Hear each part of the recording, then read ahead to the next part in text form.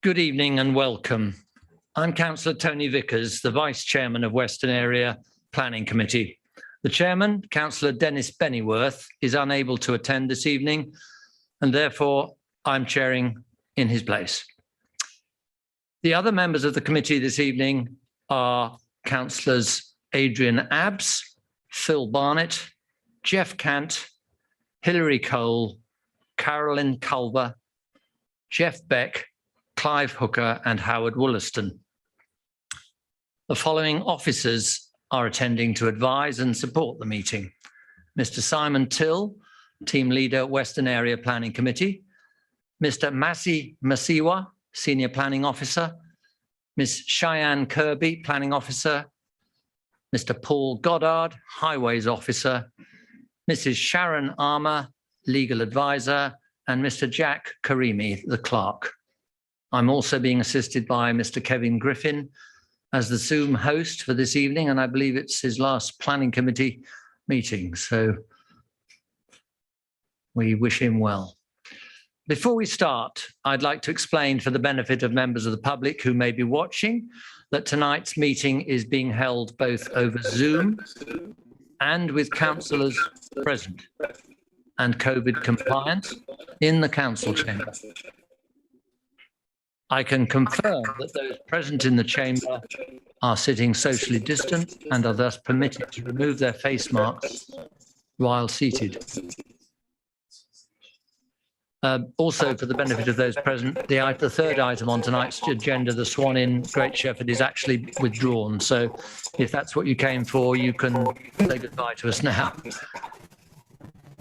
Parish council representatives, supporters, objectors, and the applicant or agent making a presentation to the committee have been encouraged to do so remotely via Zoom.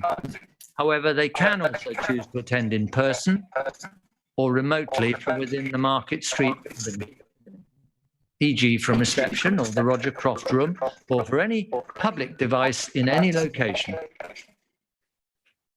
The meeting is fully accessible both physically and remotely for any member of the public.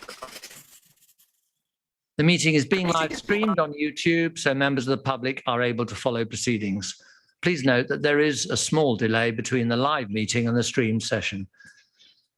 Firstly, some housekeeping for those present in the chamber. Please ensure that your mobile is on silent. We're not anticipating any fire alarms tonight, fire alarm tests.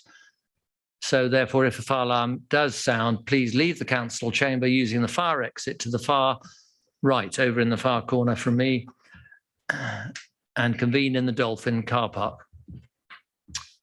Do members have any questions about the way in which this meeting will be conducted before we proceed? I see no hands. As we have presenting officers and members joining us via Zoom, I would like to propose a non-notice procedural motion to suspend standing orders and permit all those joining the meeting virtually, including members who are not members of the committee and officers, to speak at the option of the chairman. Does that find a seconder? Thank you, Councillor Abbs. Those in favour? Thank you. Mr. Karimi.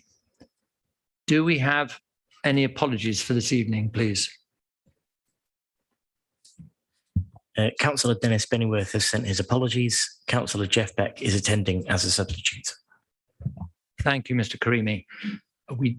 We normally have minutes at this point in the proceedings, but there are no minutes for us to approve. Being holiday period just finished, they have a bit of catching up to do. I hope that we will be catching up with the minutes soon, because memories do fail, and having that item on the agenda normally means we can comment on and possibly even correct some of the items, but it gets more difficult as time goes by. Moving on, declarations of interest. Members, do any members? Councillor Abbs. Thank you, Chairman. Yeah, 3 declarations. Member of the Greenham Parish Council, out of which I am the chairman of planning there, which will be relevant later. Also liaison with the Racecourse Residents Committee, and I'm a resident exactly 1 mile from the race, from this one of the events that will be taking. However, it's none of this will affect my judgment, which will be made on the evidence put forward this evening. Thank you very much. Any other conflicts? Councillor Barnett. Chairman, members, likewise to Councillor Abs, I'm also a member of Greenham Parish Council. I'm also a member of Newbury Town Planning and Highways Committee, where obviously the item of the racecourse was discussed. I would judge up the information tonight and vote accordingly on the evidence that's put forward.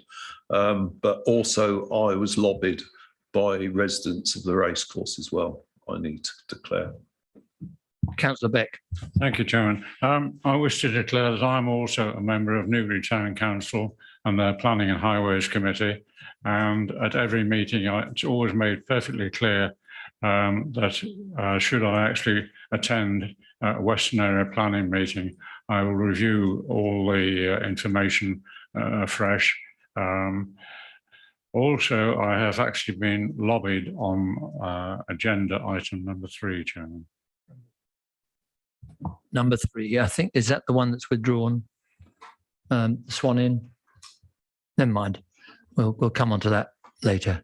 I also am a member of Greenham Parish Council and Newbury Town Council, and I can confirm what Councillor Beck said, that every meeting they read out the standard phraseology, and I am tonight going to take part in the meeting. I don't believe I have a conflict, and I don't recall being lobbied recently either on any of these items. Okay. Moving on to the main items on the agenda. As I said, we have had one item withdrawn, but item 4(1) and item 4(2) are on our agenda still. And for the benefit of those watching, I will briefly now outline the format of each application. Officers will present the application to the committee first. The drawings, site plans, and any deemed relevant material submitted on the planning file will be shown as part of that presentation on your screen, after which representations can be made from each of the following groups in this order: parish or town council representatives, objectors, supporters, the applicant and/or agent, and then the ward members. Speakers will be invited to join the meeting in that order, either by Zoom or in this room. Each speaker or group of speakers will have a maximum total of 5 minutes to make their case to the committee. Therefore, it's important that a group of speakers have agreed a way of sharing their time allocation. And when entering the room, it would be useful if they could confirm that before I start the clock, if they are entering the room, or indeed if they're doing it online. Following this, the committee members will then have the opportunity to ask questions of clarification of the speakers. And finally, committee members will have the opportunity to ask questions of clarification of the officers. The committee will then debate the application and vote on the decision. There are, as I say, just 2 applications, and the first one is 21/01079 Commind, Newbury Racecourse, Racecourse Road. And Mr. Masiwa is going to begin the presentation. Whenever you're ready, Mr. Masiwa.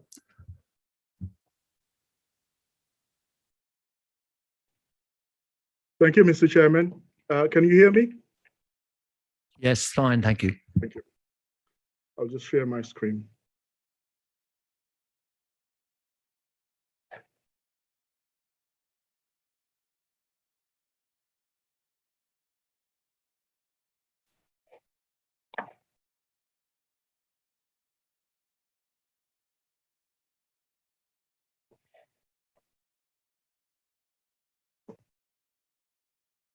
Thank you, Mr. Chairman. We have an update sheet on the application, which includes additional consultation comments from the Highway Authority, Greenham Parish Council, and additional representations from members of the public. Following the Highway Authority comments, which, as you can see on page 2, are in objection. Officers have amended the recommendation for the proposal The recommendation remains that for approval, subject to additional conditions as shown on section 3 of the update sheet. The hours of operation condition has been amended to reflect the Highway Authority comments on the interaction between the carnival event and the 4 race days that are scheduled during that period. Additional conditions have also been recommended, which secure the details to be submitted for a travel plan, vehicle parking, a post-event transport assessment, and details of traffic access arrangements and management based on the Highway Authority objection. In addition, a condition is recommended to ensure that there are no concerts during the carnival event. There are additional consultation comments and representations that have been made. Do not alter officer recommendation for approval, subject to the schedule of conditions and those added in the update sheet. Just an additional correction of the description in the committee report. The word proposal in the description should read proposed. So that's an amendment to that.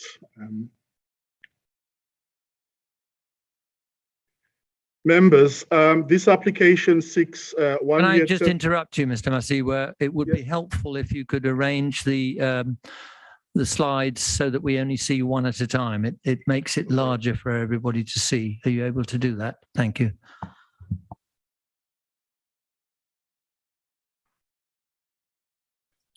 We can see your notes pages, Massey. You just need to share in presentation mode.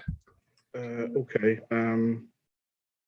You stop sharing and then reshare and put it in presentation mode. That's better. Yeah.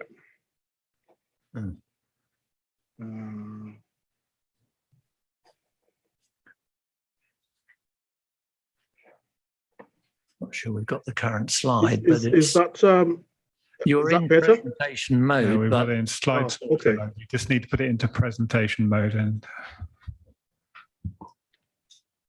Yeah. Nothing. Okay. Yeah, got it. Is that better? that's perfect. fine. Thank you.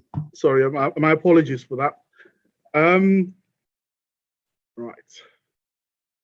You can carry on. You needn't go back. Thank you.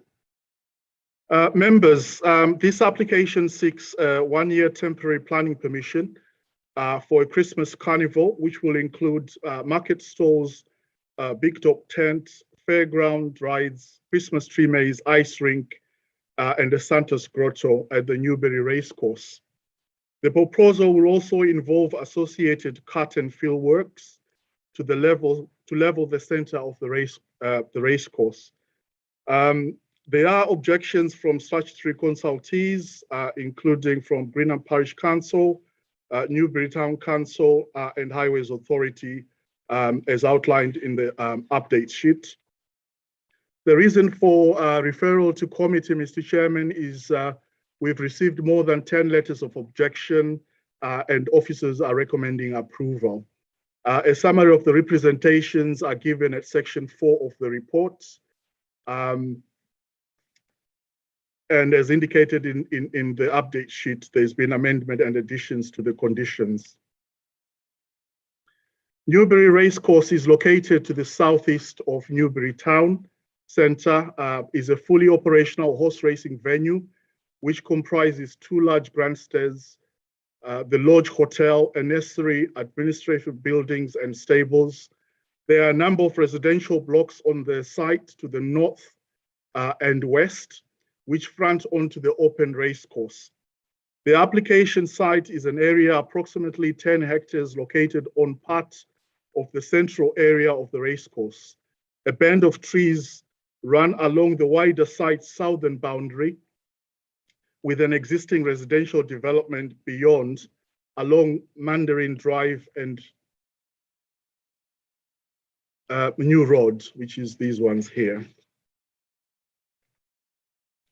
The next slide shows the indicative layout included in the committee agenda pack, which shows the market stalls and all the other proposed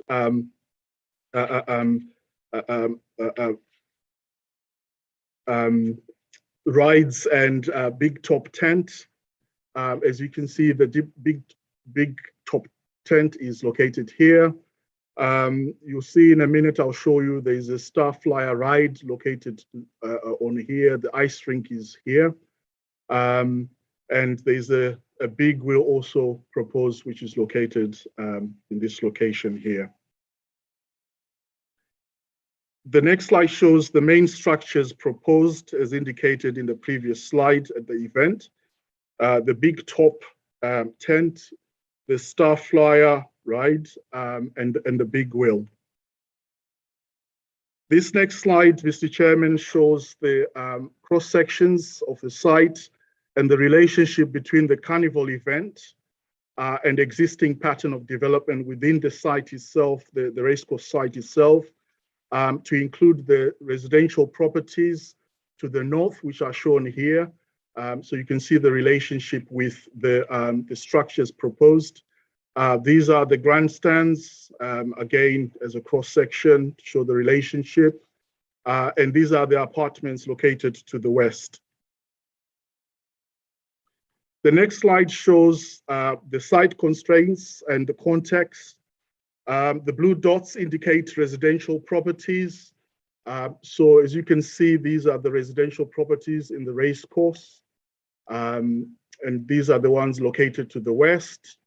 And we've got New Road properties located in this southern part of the slide you see. And here's Mandarin Drive with the belt of trees between the race course and the properties as can be viewed there.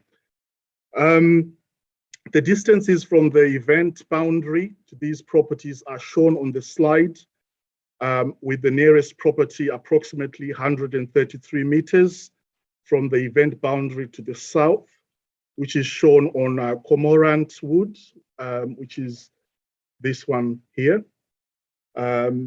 And this is a cul-de-sac that is accessed from Mandarin Drive. The access to the site is partly within a conservation area, as shown by the conservation area boundary, yellow line there. And the site is within flood zone 1, which is considered low risk for development. Members, policy ADPP2 indicates that Newbury will continue to fulfill its key role as the administrative center and major town center for the district, with a wide range of retail, employment, leisure, and community services and facilities. Newbury Racecourse is a strategic site allocation under policy CS2, which is called Newbury Racecourse Strategic Site Allocation of the West Berkshire Core Strategy. Policy CS2 states that within the area identified at Newbury Racecourse, a sustainable and high quality mixed use development will be delivered, including at bullet point 2, appropriate retail facilities, and at bullet point 3, social and community infrastructure. It is therefore considered that the proposal is consistent with the provisions of the site policy in terms of economic trade and the provision of social and cultural events. The proposed development is temporary and will be removed once the event is concluded. It is considered, therefore, that there would be no permanent impact on the character and appearance of the area. It is acknowledged that there would be some cut and fill engineering works within the center of the site. However, it is not considered to have a significant impact on the character and appearance of the area. In addition, this area within the center of the racecourse has no designations of national or international importance. There are no objections from the council's archaeology officer with regard to the works. Mr. Chairman and members, the main concerns raised in representations and objections from consultees is around the impacts on residential amenity in terms of noise, lighting, and traffic, amongst other points also raised in the report. These material considerations, Mr. Chairman, carry significant weight in the members' consideration and determination of the application. In terms of noise, there are numerous residential properties located within the racecourse to the northwest and those outside along Mandarin Drive and New Road. Officers acknowledge the numerous letters of objection and representation made from residents within the vicinity of the site and beyond, who have expressed significant concerns regarding the impact of the event on residential amenity. Officers have ensured that the proposal is comprehensively assessed by engaging the environmental health officers and highway officers, and it has been informed by technical evidence to justify whether it would impact on neighboring amenity. The environmental health officer has reviewed the submitted information, which includes additional information submitted by the applicant following requests by officers. And the result has been the environmental officer has no objection and considers that there would be unlikely noise levels. It would be unlikely that the noise levels would be higher than expected given the technical information that has been submitted. As indicated in this report, the environmental officer has also outlined that it will be necessary for the applicant to measure the sound levels during the event at some of the nearest noise-sensitive premises to help inform future decisions about any future events of this kind at the same site. A condition has been recommended in section 8.2 of the report, Mr. Chairman. With regards to lighting details, the environmental health officer has no objection given the light assessment report that has been submitted. As indicated in the update sheet, the highway officer has raised an objection in their final consultation comments, and they've objected as car park 1, which is this car park here, is accessed from Stroud Green. And in their view, this undermines the access and signage strategy that was developed for the original Newbury Racecourse development. The strategy was that public would access the racecourse complex via Hambridge Road using the new bridge, which is located here. And Highway Authority considers that the upgrades were made to accommodate such traffic. There are some site photographs included in the committee pack to help members. I have included a few in the presentation for the benefit of all in attendance. This shows the view towards the access from car park 1, showing the residential properties at Teton Mill Place and Carruthers Court and Chatham House. These are the properties located to the west. This view looks to the east from the car park 1 towards the application site, which shows the raised mounds, which you can see here, which are going to be leveled as a cut and fill exercise. This shows the properties located to the north, which includes Charlow House, Ferrier's House, Cape Cross House, Woodhay House, and Frank Hall House. The next slide just shows the racecourse grandstands from within the car park 1. And again, the grandstands with Chatham House. This shows Teton Mill Place. This image shows the southern boundary from within car park 1. And Mandarin Drive is located beyond the belt of trees on the other side. And again, looking towards the southern boundary, the property that we identified as the nearest in terms of distance at Cormorant Wood is located around this location here. Just a slide showing the site notices placed along Mandarin Drive to inform the residents of the proposal, and the belt of trees between the southern boundary of the racecourse and Mandarin Drive. Thank you, Mr. Chairman. That concludes the presentation. Thank you, Mr. Masiwa. Mr. Goddard, particularly in the light of what's on the update sheet, have you got anything to add for us? Yes, Chairman. I would like to update you. Things are evolving further. Perhaps it might be useful to give you a few numbers from our highways point of view to consider. This site is clearly already well used to accommodating large events with large numbers of people, and has done so throughout its existence. We know that the average race attendance for horse racing is about 7,400, of which the largest racing events, you could expect them to up to 23,000 visitors. And other events, for instance, the Ollie Murs concert of August 2017 also had a similar 23,000 number of people attending. The proposal before you will have less than that. You could expect an average of 6,500 per day visitors attending the carnival, usually around 3,000 or 4,000 during weekdays, of which I would expect a peak of activity early evening during the week. At weekends, the numbers are perhaps 2 or 3 times higher, with peaks during the middle of the day.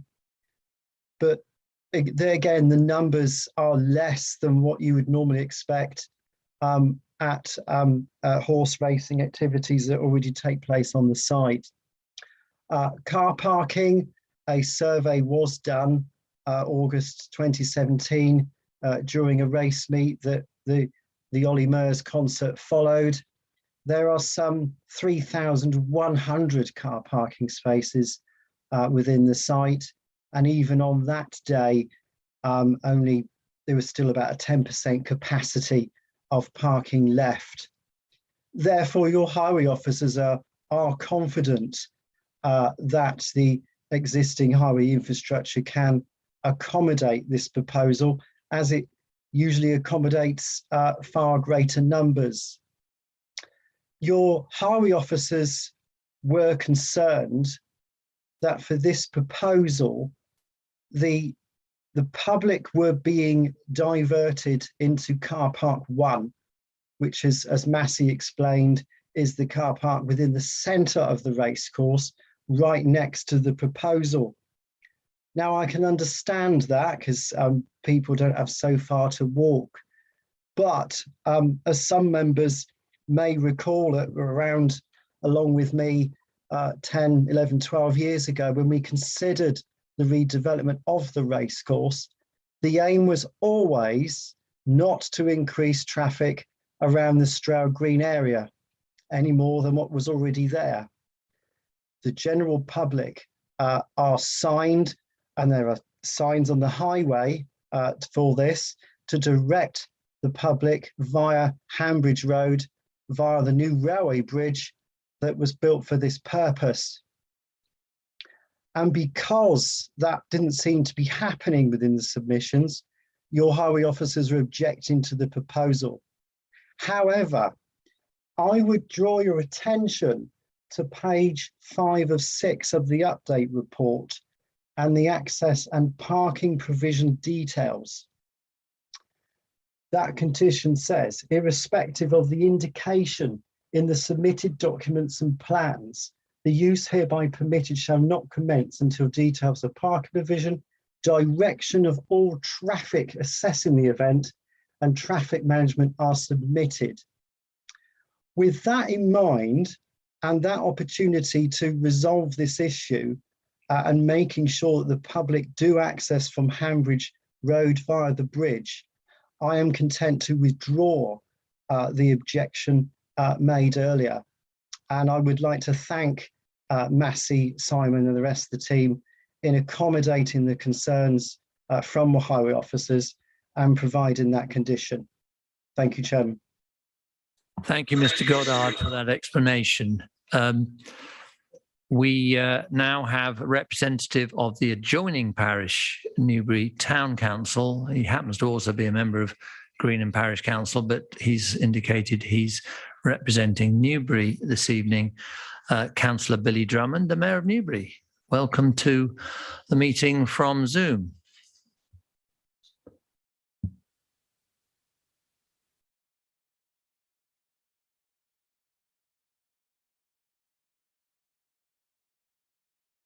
I can't see Councillor Drummond. Is Councillor Drummond in the waiting room? You should be joining us, Chairman.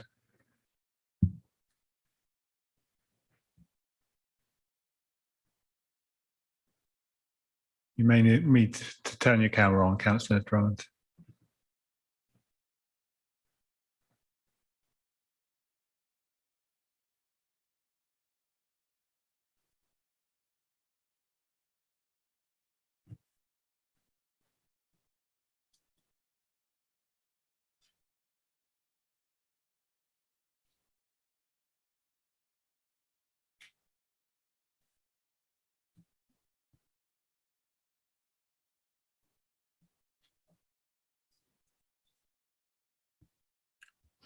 You need to unmute, Billy.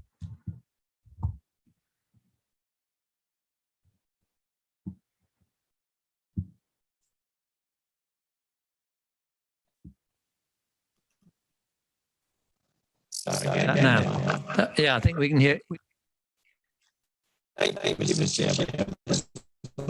Sure, I'll start. Once you're ready, I'll start the clock. 5 minutes.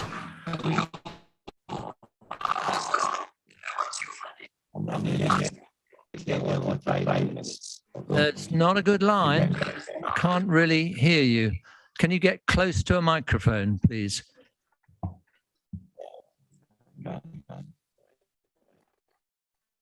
Thank you, Mr. Chairman. Can you hear me now? It's better. Speak slowly. I hope. This will not take the allotted 5 minutes. Although we at Newbury Council did not oppose this application number 21/01079 before you this evening. Nevertheless, there was plenty of discussion on the application and we voted at Planning and Highways Committee meeting on no objection, subject to a review of the first year of operation. I'm very pleased that it was not for the 5 years, which we were originally told back in 2019 by Mr. Thick and the applicant of Underbelly to Councillor Barnett, Councillor Patton and myself. I also believe that Newbury Town Council had to reach out to West Berkshire to get consulted on this application, which I find very concerning. There were concerns on a number of issues. We've lost you, Councillor Drummond. Improvements, residents, also traffic from the gym and possible conference trade from the racecourse. We have issues with noise coming from the site, the rides, the loud constant screaming, especially from the bumper cars, especially if the weather is cold, still and frosty. Also from the big top tent, noise travelling towards residents. There has been a number of local residents who have objected on this application, much more than those who support it. If this committee are so minded to pass the application this evening,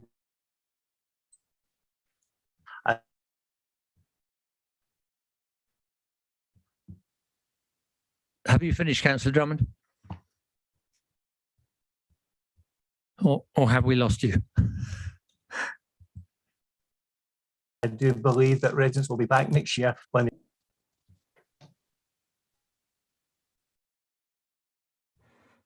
You're dropping out quite a lot, Councillor Drummond. He's frozen, isn't he?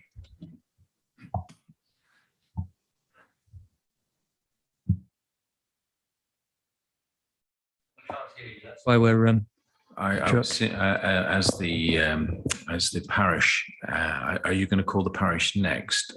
In the absence of being able to clearly understand Councillor Drummond's input. I haven't got you on the list as the parish representative, Councillor Abbs. You will get a go as a ward representative. I just thought later as a ward given member. this technical issue, it might be I could represent some of the views that were put forward if necessary. Well, hopefully you can fit that in your allocated time. I think that's the only way we can do it. Isn't that right?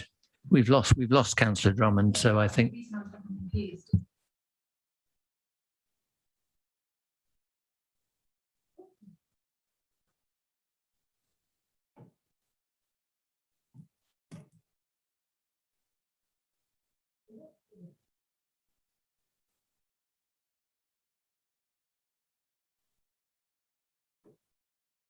I think he was suggesting he could chip in as a ward member, but he's not actually representing Newbury Town Council, and Councillor Drummond is representing Newbury Town Council. We've had no formal notification that Greenham Parish Council wish to be represented, so you don't get a slot as Greenham Parish Council. I'm afraid we've lost Councillor Drummond.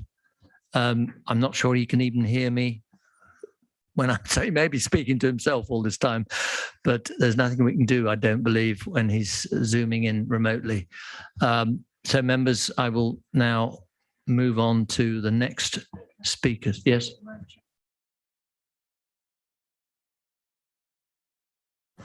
Yes, Mr. Griffin, are you still listening? If Councillor Drummond has logged off and is back in the waiting room, I think we can let him back in. He has a bit of his time left, and I think he was wanting to say more. Okay, Chairman, he's not currently in the waiting room, but if he is, I'll readmit him to the meeting. In the meantime, we will carry on with the next speakers. I think, is that all right, legal advice, if we bring him back in when he's sorted his problems out? Okay, thank you. And you had the clock running on him, did you? Because I was a bit start. Yeah. Yes, you did. I made it 3.5 minutes or so. Right. So next we have, let me just check the names of the two ladies who I presume are going to share the time. Have you agreed? That's how you have. Are you both representing the objectors? I presume you've been allowed in the room because you're speaking next. It is the applicant actually. Let me just check my order of play. Should know this by this time. Yeah, it is objectors next. I was right first time. The objectors, I have several names, and I'd like you to come to the stand and say who you are out of the many names that I have down, if you're speaking.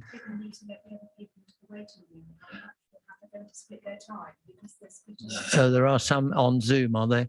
Mr. Griffin, can we let everybody who's up for this slot into the waiting room before I start the clock? And it is essential that you have shared or have agreed to share the 5 minutes between you.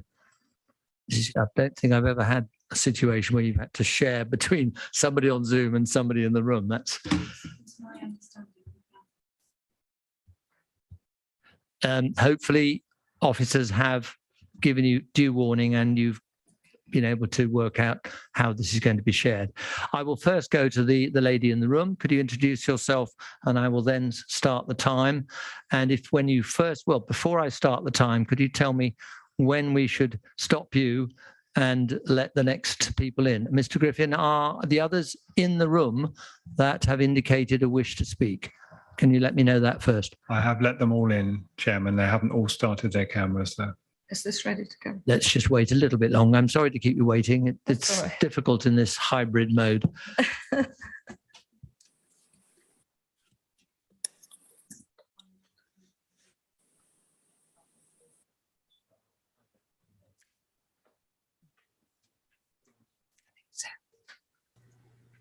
I'm not going to start the clock yet, but could the three new attendees on Zoom please introduce themselves? And between you, I need to know whether and if so, how you've agreed to share the time so that we do this by the book.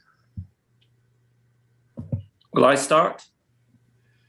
And could you introduce yourself and just answer that question. Could you let me know, have you agreed how you're going to share this time? Because we have people in the room who are also sharing your time. This is quite difficult, I know.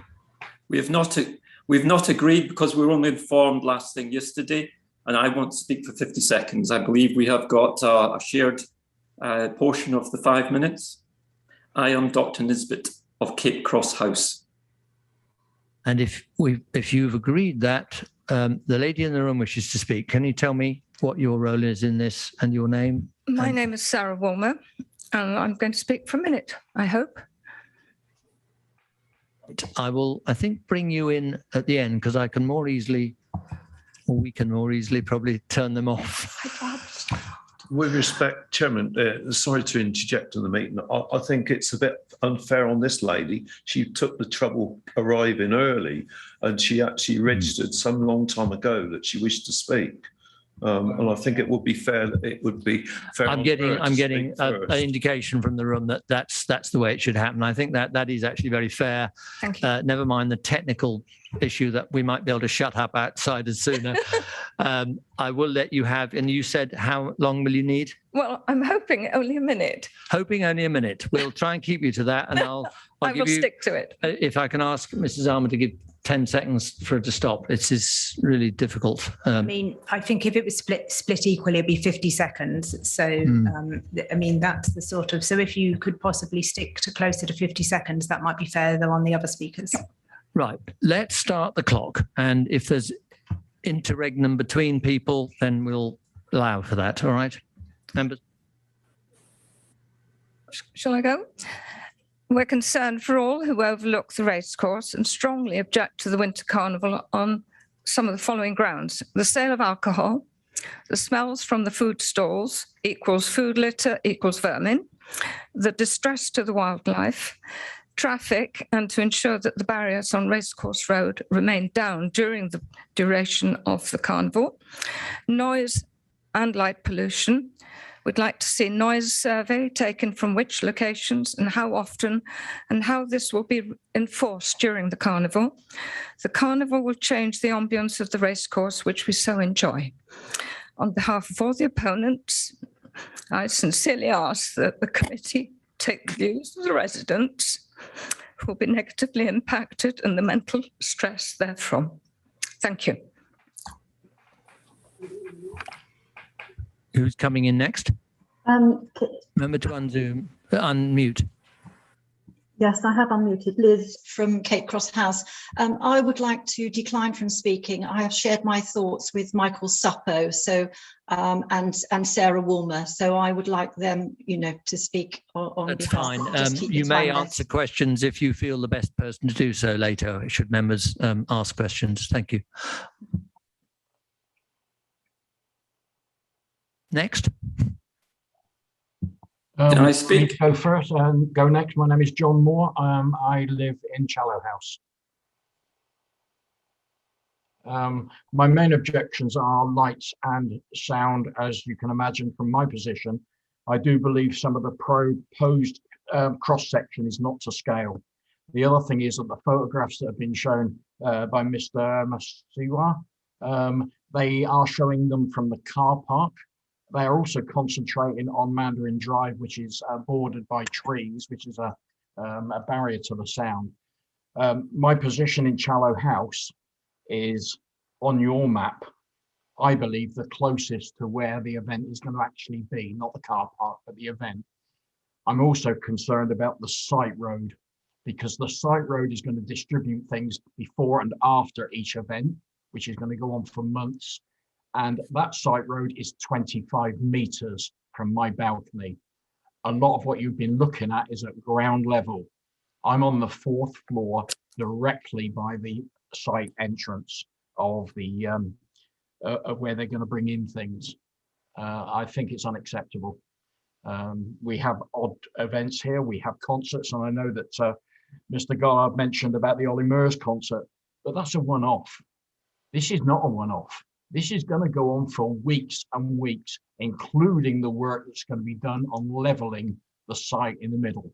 And if you're putting up construction as an ex-police officer, if you're putting up fairground rides the size you're talking about, you're going to be putting in some form of piling because that ground has never been built on. So other than that, I'm sure my other objectives will be talking more about noise and other problems.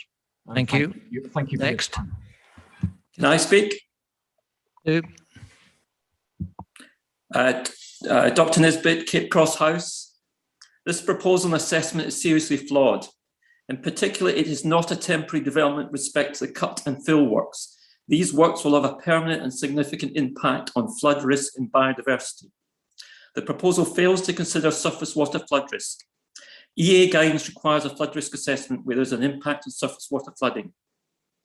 The development site is at medium risk for surface water flooding, and the planned development is likely to increase this to high risk due to the additional hard surfaces and ground compaction.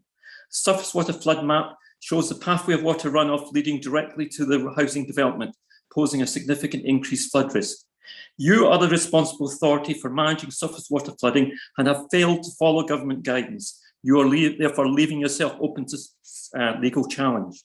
Secondly, the levelling of the centre raised mound will directly impact on breeding skylarks and roosting lapwing. These are significant birds of national concern. The proposal fails to consider the ecological impact of the cut and fill works on these nationally important bird species. Please reconsider this flawed assessment. And final speaker, I believe. How long have I got? 1 minute. Okay. Well, there's two speakers. There are two speakers to share that minute, but I'll be a little bit generous because I think there's a little bit of time in between speakers that we've got to account for. Thank you. I guess I'm going to come from the point of view, because a lot of the environmental impact has been discussed. It's more from the residents' point of view. I'm a new resident to Newbury Racecourse, and I didn't sign up for this. You know, I've lived here all my life, 38 years, and there has never been, other than races and the odd fireworks event, there's never been a prolonged and quite invasive event like this. It doesn't seem to suit the racecourse at all, as far as it's just not the kind of event I would imagine to have here. But I have been directly affected because I am selling a property here where I am at Cape Cross House, directly overlooking the racecourse, to move to another one at the racecourse. And the buyer has pulled out of this property. They offered and accepted over a month ago. And the reason why they have backed out of the purchase is because they saw the article of this in the Newbury Weekly News. 20 seconds to go. And they did not feel that their quality of life would be good, and they thought it'd be a bad investment, and so they pulled out. And that is how this event is going to be perceived, and that is the impact it's going to have on the residents here when they're looking to sell. And there are 28 properties currently selling here. Can you end now? And we've got a few seconds for the final person to introduce themselves and one sentence to indicate what your concerns are. I think that's all we've got. Hi, my name's Karen. I live in Challow House. The mentions of the car parks have all been car park 1 so far. Us in Challow House live directly above car park 5. We will have the noise, we will have the fumes and the pollution from the cars, which we have hundreds of cars down there on race days, which we fully appreciate and understand, but not for 3 months running. Can I just play you a noise sound that we have? No, I'm afraid we can't. Can't hear that. You have run out of time, I'm afraid. But if members wish to ask you questions about that particular point, I'm sure that you will get a chance to cover that in more detail. Thank you all. I'm sorry it's so difficult to do remotely when you're all in different places, and I'm having to manage the situation, which I hope you understand is difficult. But we do have to try and be fair. Got any questions? And if you could indicate, if you can remember, which of the objectors your question is addressed to. Councillor Barnett. Chairman, I mean, I'm not too worried which objector answers this, but putting the firework display event aside, all other events that follow the racecourse activities, which are normally afternoons or early evenings, can you identify normally the time when vehicles have left the site? Because obviously on this particular application, it's possibly up to 10, 22 hours in the evening. What time is the normal time that most vehicles have left the site? Depends on when the event finishes, usually about 7 o'clock. Was that 7 o'clock? I didn't hear. Sometimes earlier. We have it's sorry, remind me your name. Sorry about that. Sarah. Sarah, yes, please answer that. It takes at least an hour for the centre car park to empty after racing. Just to give you an idea how long it takes to empty. Okay, thank Car you. park That's useful. 5, even longer. Thank you. Members, any other questions? Councillor Abbs? Thank you, Chairman. Yes, both Sarah and I have John Moore both mentioned sound, which is something of interest to me. I take it you both looked at the documentation. You mentioned it's a concern. Do you want to expand, please, for us on the exact concerns you have about the sound on the racecourse on this event? Or if you're able to, of course. If you're not, then that's fine. Vibration is sound, yeah? And there's no doubt this is going to be vibrating throughout, and everyone's going to feel this. Doesn't matter where you live on the racecourse, you're going to feel the vibrations of the big wheels, this thing that goes up in the air, the roundabouts, all that, it vibrates. And goodness knows what we're going to go through whilst they're putting the piles in for these things, if it goes ahead. That is going to be horrendous.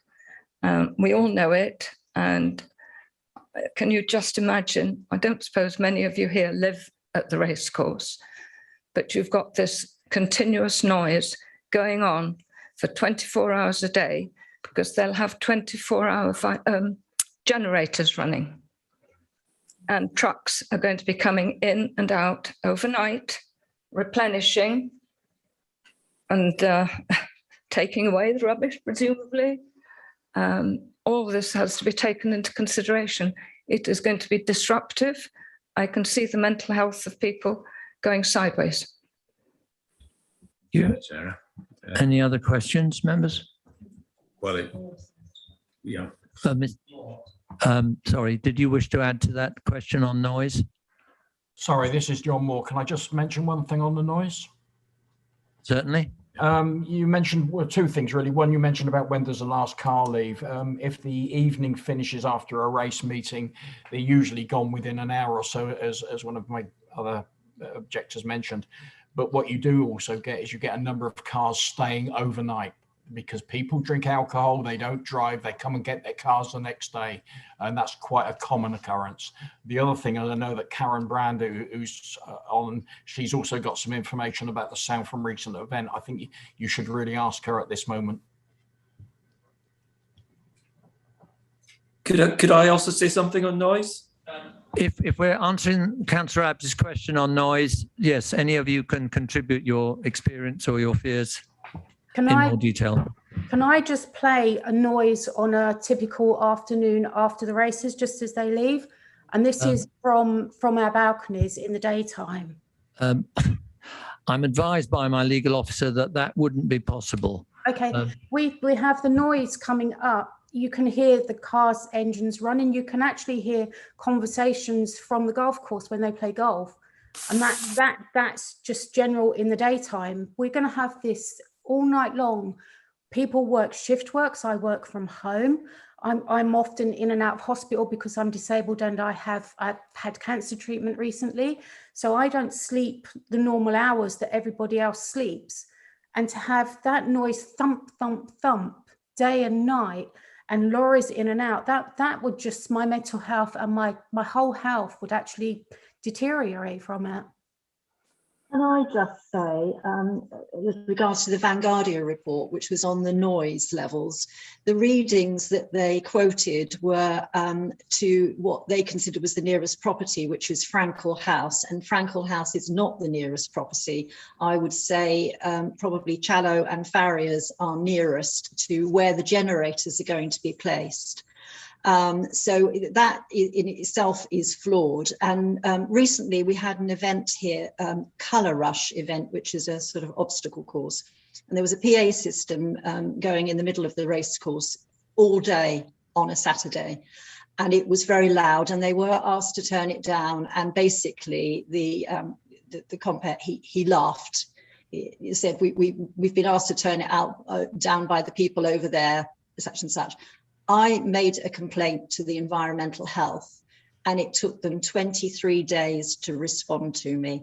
Now, what is going to happen during this event? You know, are we taking that on board? I think yes. Thank you for that. That's both the mentioning that Frankel House isn't the closest, and that other point of your actual experience. Very useful. Thank you. Any other questions from members? Yeah, yes, Chairman. I did okay, Councillor Abs, have another go. Thank you very much, Chair. Mr. Suppo, Michael Suppo, you mentioned the prolonged event. I think you started to describe or compare with other events. Do you have any actual statistics you could share with members about the difference of impact in terms of the length of the programme? I can only really go on my own life experience. I have lived in Newbury 38 years, and I have never ever seen any kind of fun fair at Newbury Racecourse. It's always been near Northcroft. That's been the only fun fair, the Michaelmas fun fair that we have. And the Newbury Racecourse, you know, I would say really has only ever really shown the races and the fireworks display, and of course it has ad hoc events like weddings, etc. Never an event of the nature of a fun fair. It just doesn't suit the overall. So Mr. Suppo, are you calling into question the racecourse's ability to run an event of this prolonged nature, or I'm not sure entirely what the point is you're making? Well, no, that's true. Yes, I mean mainly the point I'm making is that as a resident, when I moved here, I did not expect to see anything other than day events. And I think that, you know, there's nearly 300 people that have racecourse facing apartments, didn't either. And mainly the people who are in support of this are people that can't even see it and probably won't even hear it. But those who are objecting are the ones that probably have the exact same view as me. I'm recently here and I've had a buyer pull out of buying my apartment because they also felt it was going to be a bad experience, a bad investment, and a poor quality of life here. So that's really where I was coming from with the nature of the event and the length of the event and how much of an impact that will have. It'll have wide repercussions. Thank you. My experience is the selling of property. Thank you very much, Mr. Suppo. That's very useful. Members, I think we have done with the objectors for now. I hope their questions may be answered by the next invited speaker, which is the applicant. Thank you very much for joining us, and do stay and listen to hopefully perhaps some answers to your questions from the applicants and their agent. Could we, Mr. Griffin, have them invited in? And let me know when they're all there if I can't see them on the screen. They're all on Zoom, am I right? Chairman, I'm sorry.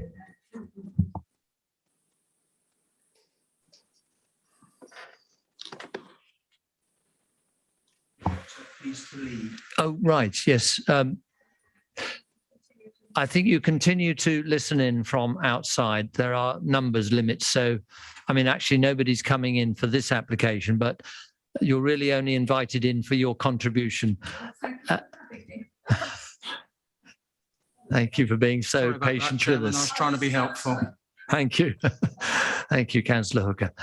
The applicants have now joined us, Chairman. Do you want me to take the objectors out of the meeting?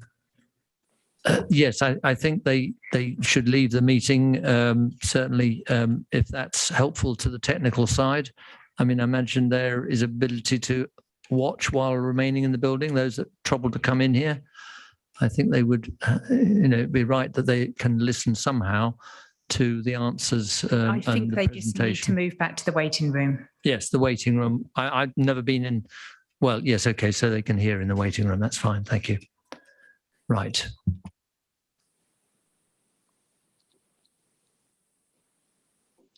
can the applicants now please first introduce themselves, and we'll start the clock when we've had the introductions, all right?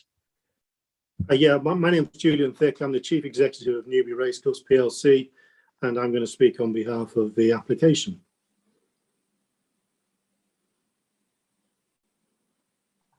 Are there any other speakers in your team, or are you going to do all the speaking and have your team help with the answers? Yeah, I'm going to speak, and I intend to be done within the 5 minutes. Right, thank you. So we'll start the clock on you, Mr. Thick. Thank you very much. 5 minutes, and we'll give you a minute when you're at that point. Good evening, everybody, and thank you for inviting me to speak. I'd want to make it clear that diversification has always been part of the Newbury Racecourse DNA. We've built and operate a successful nursery, a hotel.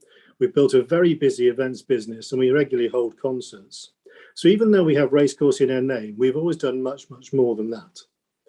Our site is subject to a strategic site allocation, policy CS2, and policy CS12 seeks to maintain our viability as a major tourist attraction and economic driver, not just a racecourse. We've reinvested heavily in improving the site here. We spent over £30 million alone on improving the facilities in the last 7 years. That's without the cost of the new bridge and other essential infrastructure. Our shareholders haven't taken a dividend for 15 years, and we are here for the long term. We want to do things right, and we want to be a good neighbour, but we have to be a successful, vibrant business as well to survive. We also have a track record of working well in partnership with West Berkshire and local stakeholders to solve any issues that come up together. For an example of that, just look at the way we worked in partnership to resolve the tricky matter of the bollards.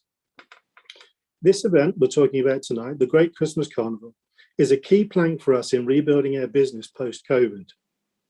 COVID has hit us hard, as our publicly available accounts have shown, and we need events like this to get the racecourse back on track. We've been working on the Great Christmas Carnival with Underbelly for over 2.5 years. There is a massive gap in the market in this region for a family-focused Christmas event, and our researchers tells us clearly there will be families that attend. Focus groups and research we have held have been overwhelmingly positive about the likelihood to attend.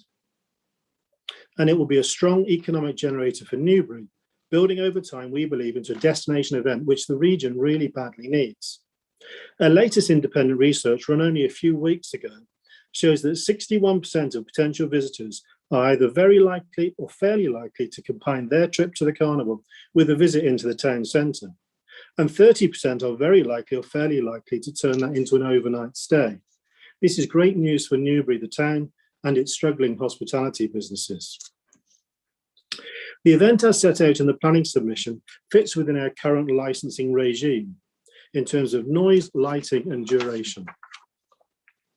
We've listened to the feedback so far, and we've changed the application from a 5-year permission to a 1-year trial. And we're happy to do so as we are confident we can make this work for all stakeholders.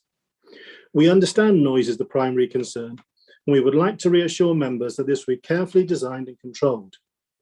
No ride operators will be able to have their own sound, and Underbelly, our event partners, will control the site PA. It will be designed to minimise noise spread and will be monitoring the local impact at all times. Underbelly will write to all residents in advance of the event, giving them full details and provide contact numbers and emails to offer residents real-time ability to feedback any concerns. The event is forecast to average 6,000 people per day, which when compared to the race day safety capacity of 36,000 gives us great confidence we can successfully manage the impact of this event on the local community, particularly when the event, the 6,000, will come during several groups in approximately 2 to 2.5 hour dwell time. So you'll never have that rush of people leaving, which some of the previously spoke are very concerned about. We will use existing well-practiced access and car parking strategies. We've got plenty of free car parking and we know how to use it. The traffic model will respect the no-through road status of Racecourse Road, and the no parking measures that currently protect residents on our race days will be repeated throughout this event. We are already working closely with Great West Railway to stop more trains as we do on a race day to further reduce the impact. Underbelly, our partners, are a very strong partner. They only run high quality events, and this is a genuine partnership. I've travelled to see their events in Edinburgh and London and been wowed by what they do. Their creativity, the quality of their management, and their attention to detail. They are a must-have partner if you want to build a Christmas event, and it's a feather in the town's cap that they are so keen to work with us. They have a strong record working closely with local authorities, have been reappointed time and again as they care about the communities they work with. So in summary, we know there is demand for an event like this. It will be popular and will deliver substantial benefits to the racecourse and the town that are much needed at this time. It will be well managed with best-in-class operators working closely with ourselves less than 1 minute to go to deliver a successful, carefully regulated event on a site that's perfectly set up to host it, with a license that allows for it and a planning designation that is supportive. Now, just quickly, well, I've got a few seconds left, just to be saying, there will be no piling. The foundations are all temporary, will sit above ground, so that's not something to be worried about. And I don't believe there's any need for overnight servicing of the site because we have a 10 a.m. earliest start time, so that's plenty of time in the morning to do any servicing. And there won't be mass entrance and mass exit because people flow through the day. Thank you. Thank you very much. Your time is up. Thank you. Councillor Culver. Thank you, Chairman. Thank you for coming along this evening, Mr. Thick. Could I just ask you and your colleagues, please, can you give us a sense of where else you have held such events, the length of those events and comparable scale, and how close those events have actually been to residences? So if you could give us an idea of how this would compare to similar events around the country that have been organised in recent years, I'd be grateful. Thank you. I'll defer to Charlie from Underbelly on that question. Hello, good evening. Thank you very much. I'm Charlie Wood from Underbelly. We've run events like this in Edinburgh and in London since 2009 on the South Bank. The nearest residence is the old GLA building at County Hall, which is 450 yards from the site, and the White House, which is about 600 yards from the site. In Edinburgh, in Ince Street Gardens, where there are a whole range of hotels and flats. On Prince Street, I thought within about 100 yards. On Jaw Street in Edinburgh, where the nearest resident is about 50 yards.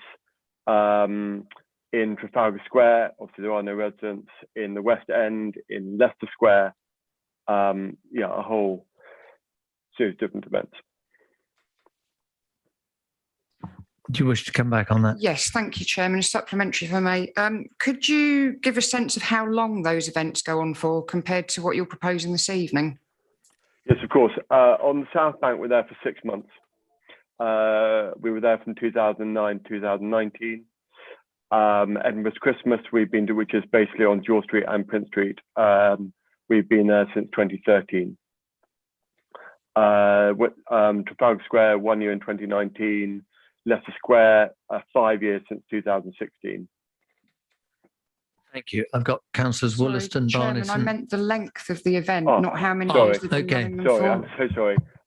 Edinburgh's Christmas tends to run from the 15th or 16th of November and goes through to the end of the first week in January. So approximately about 55, 56 days. This event, I think, is 38 days, excluding Christmas Day, reducing it to 37 days. Thank you. Councillor Wollaston next. Thank you, Chairman. Can I just investigate the issue of the generators, which the objectors seem to be very concerned about, and whether they are going to be running throughout the night? There will be one generator that has to run through the night to keep the ice on the ice rink chilled. And there'll be a smaller generator kept to maintain security on site. All the others will be switched off. Thank you. Councillor Barnett. Hello, Mr. Thick. You heard early on with one of the objectors, Mr. Suppo, mention about the problem of trying to sell his apartment. Am I right in correct in thinking at the time when all the apartments were being promoted and sold, there was a big hoarding down the racecourse saying what a lovely place it would be living at the racecourse, or great place to live, if I remember rightly. That, of course, is something which I think some of the objectors are perhaps thinking differently now. Am I correct in thinking that it was promoting a very nice residential area other than just racecourse? I'm not. I think that's not really a planning question, Councillor Barnett, but I think it's a simple one to answer anyway, and it's not to be really taken account of. Sorry. Councillor Abbs. Yeah, thank you, Chairman. You mentioned the ice rink there, and you need to keep a generator running overnight to have ice. Why aren't you using something artificial? Why are you using ice? It's a very good question, Councillor Abbs. We tend to only ice skate on ice, is all I can say, and that I don't mean that in any way. No, would you agree, Charlie? There is plenty of artificial services that won't require generators and therefore can easily come online to. The reason I'm looking at some of these minor points is you said your noise has been carefully designed. So I have another question for you, because there's an obvious one there related to ice, which you're generating noise. You don't really seem to need to. The next one is you've placed the generators, I believe, where? At the very edge of the developments? Yes, that's correct. As close as possible to the residents on both sides, north and south. Is that correct? So I would need to check that point. My understanding would be they'd be placed the furthest away from any of the residents' points. Okay, well, I guess we can ask officers to clarify that later. Could I just clarify on that?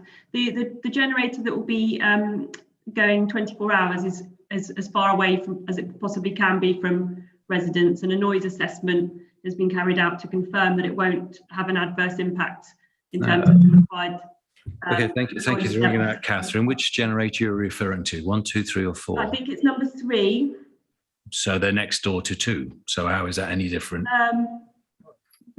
There's generator 1 and 2, which is 3 and 4 are next to each other. Yes, on the south side. Is that right? yes, yeah. Okay.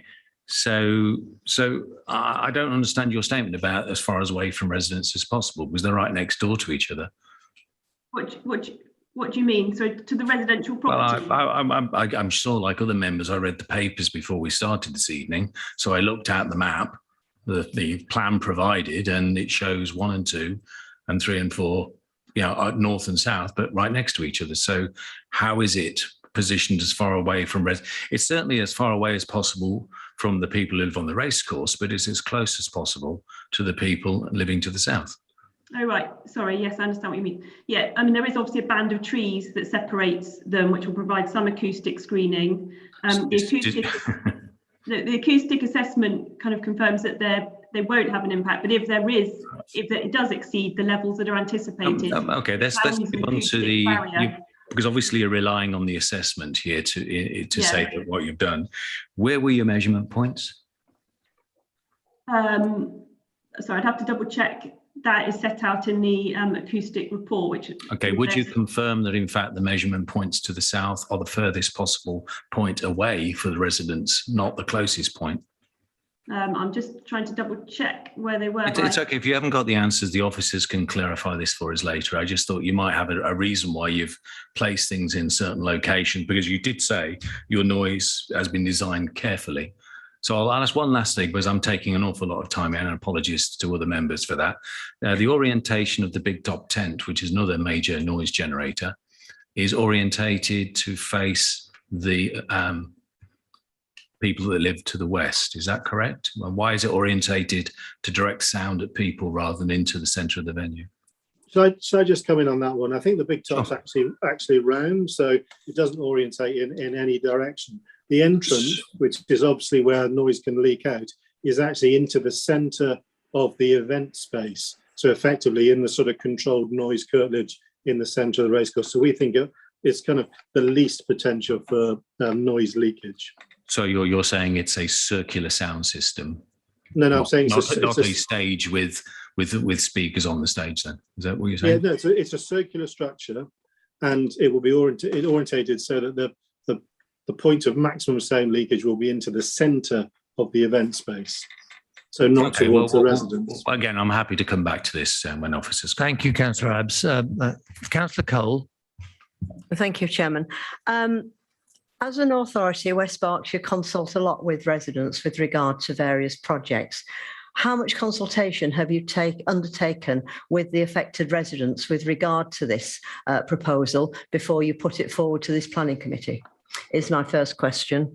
And my second point is, have you taken into account, when you're mentioning the trees being a barrier with regard to noise management, that the trees in the photographs are in full leaf, but looking at the photographs, the trees are deciduous, so in December there will be no leaves on the trees, so the noise will filter through the branches of the trees. Has that been taken into account? So that's two questions I'd like the answers to, please. Right, I'll start on the trees. Is if you look again at the picture, there are a tall belt of deciduous trees, but they're backed by evergreen trees, specifically because we race during the winter, and they provide an excellent screening for TV cameras in the background. So we have a very strong screen throughout the year. Regarding the consultation, Catherine will come in on the exact details of the very detailed, lengthy online consultation we did, because we couldn't meet people individually during COVID. But we started our consultation, nearly maybe 2 years ago, and we met with parish councillors and representative of the residents a long time ago. So we believe that we've taken on board all of those views over an extended period. But Catherine can give you the technical details of how many people responded to our consultation online. Yeah, we did do an online consultation which reached we had a lot of hits on the website, and we had I think it was over 100 comments back, some from local residents, and further afield. Overwhelmingly, the response was positive, and obviously there were some objections and some people raising concerns, but overwhelmingly the consultation was lots of support. So we did quite an extensive consultation. Chairman, I was asking specifically about consultation with the affected residents. Yes, not a general consultation. I was aware of that. So was there any sort of geographic analysis of those observations? You've heard the objectors claim that most of the supporters will have not been living within earshot of the site. So I think that is important. Local residents were consulted. A letter drop was done to all residents on the racecourse and those living to the south of the site. There was in the press it was more publicised further afield, but we only notified local people to the event. Yeah, just to say, we have a local resident email group where residents can opt in to have news about anything that's going on here, and we use that as a direct communication method, and we very much publicised the consultation exercise as part of that. So local residents were informed in two different ways. Are you happy with that answer? That's answered your question. Okay, thank you. Any other members? I have one myself. We've had a question about comparable locations and the duration of those events in places like Edinburgh and London. I'm interested in whether any of those locations has if you like, a soft surface that needed levelling beforehand. We did hear some of the objectors mention concerns about additional hard surface and the effect on drainage, and perhaps you could clarify what your surface treatment is and how it will recover from the event. Right, I'll come in on that. Is effectively we will be levelling the ground back, and it will return to turf. We'll be using a sports turf consultant and a sports turf engineering company in order to do that, because we absolutely need it to drain as well as it does now. I wouldn't have any concerns about any drainage flooding impact on houses, because they're all outside of the racetrack, and our business is about making sure that racetrack is in peak condition at all times. So we'll do everything possible in order to make sure that it has the least impact on any flooding, and we'll create a well-drained surface that will return to normal very quickly. Thank you very much for that reassurance. Members, no more questions indicated. Oh yes, Councillor Abbs, you've got your virtual hand up again. Come back. I didn't take it down, Chairman, but thank you very much. Yeah, just one thing Mr. Thick mentioned. You said you consulted with parish sometime in the past. Being a local parish councillor, I do remember you coming, but I don't think it was in the distant past. It was actually relatively recently. So I'm confused by when else you consulted with parishes. Yeah, we sat with Billy Drummond. It was, I think it might have been 3 ward representatives. Maybe I got the terminology wrong. But we had a meeting on the racecourse with Billy. Might also be. Yeah, the names you read out were the 3 district ward members. Okay, right, so not parish then. That's fine. Right. 2 of them are parish councillors as well, but I think they were there as district ward members. Okay, does that answer your question? Yeah, well, it was, Chairman. The point being, of course, they didn't consult the parish. They consulted at a different level. So. Yeah, but just what I would say is that we were on a consultation tour, if you like, which was cut short by COVID. So we came back. We did a public consultation, and we came back, and we offered an opportunity to both the parish councils to talk to Newbury and Greenham, which we were very grateful that was accepted. Thank you, Mr. Thick. Councillor Culver, you've got your hand up again. Thank you very much, Chairman. Just a quick question. How many jobs do you anticipate this creating for people in Newbury? So not people coming in from elsewhere, but actually people who live in Newbury. Thank you.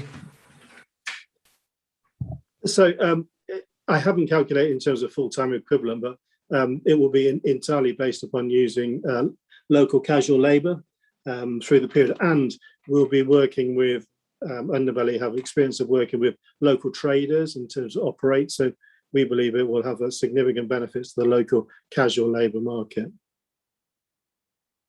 Thank you for that answer. I've got Councillor Hooker now with his hand up. Yes, Councillor Hooker.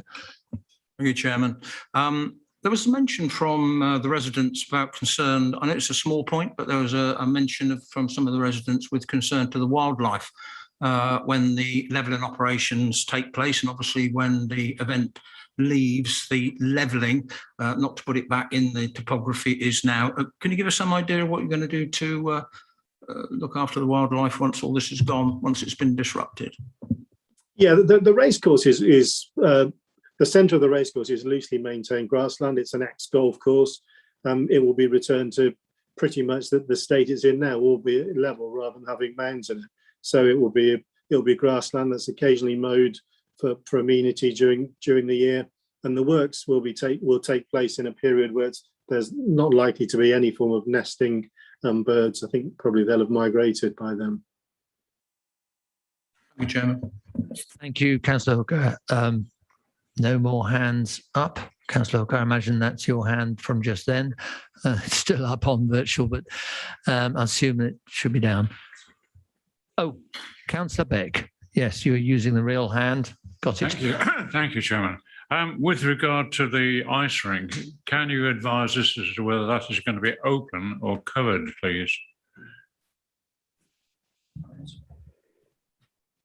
It will be open air, the ice rink. Thank you, members, and thank you, Mr. Thick. We are now on to the ward members slot. There are 3 ward members. Sorry to interrupt. I just wondered if we should check whether Billy Drummond's back in the waiting room. I did ask, and I got an answer back on the chat that he can't be seen. So I'm afraid the answer is no. So ward members in the room are Councillor Barnett and Councillor Abbs. Councillor Barnett, you're going to speak. I think you can speak from your normal position. Yes, yeah, you can just speak from your normal position, save moving around. And ward member. Thank you. Chairman, Councillor Abbs isn't the ward member for Greenham. Oh, I'm so sorry. Yes, you're quite right. Yes, and I made a mistake earlier. It's because you live there. I get confused. I should know that. It's my co-ward member in Welsh Common.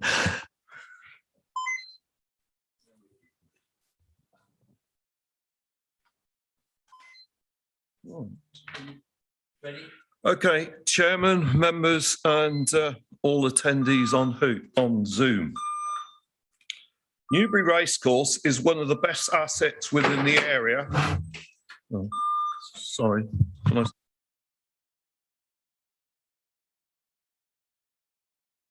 Just hold a bit. We've got a foreign noise in the chamber.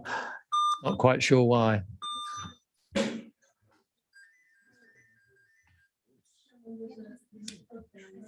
There's a plug here. Okay. Didn't have to. I don't know.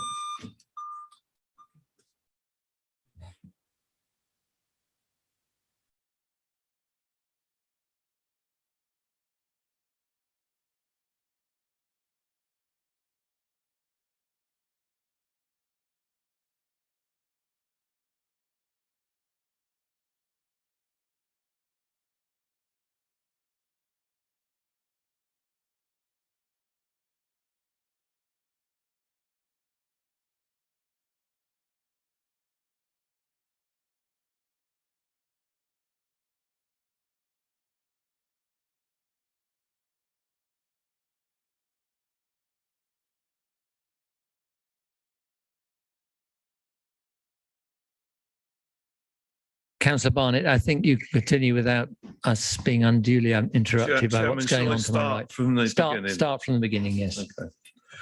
Chairman, members and attendees on Zoom.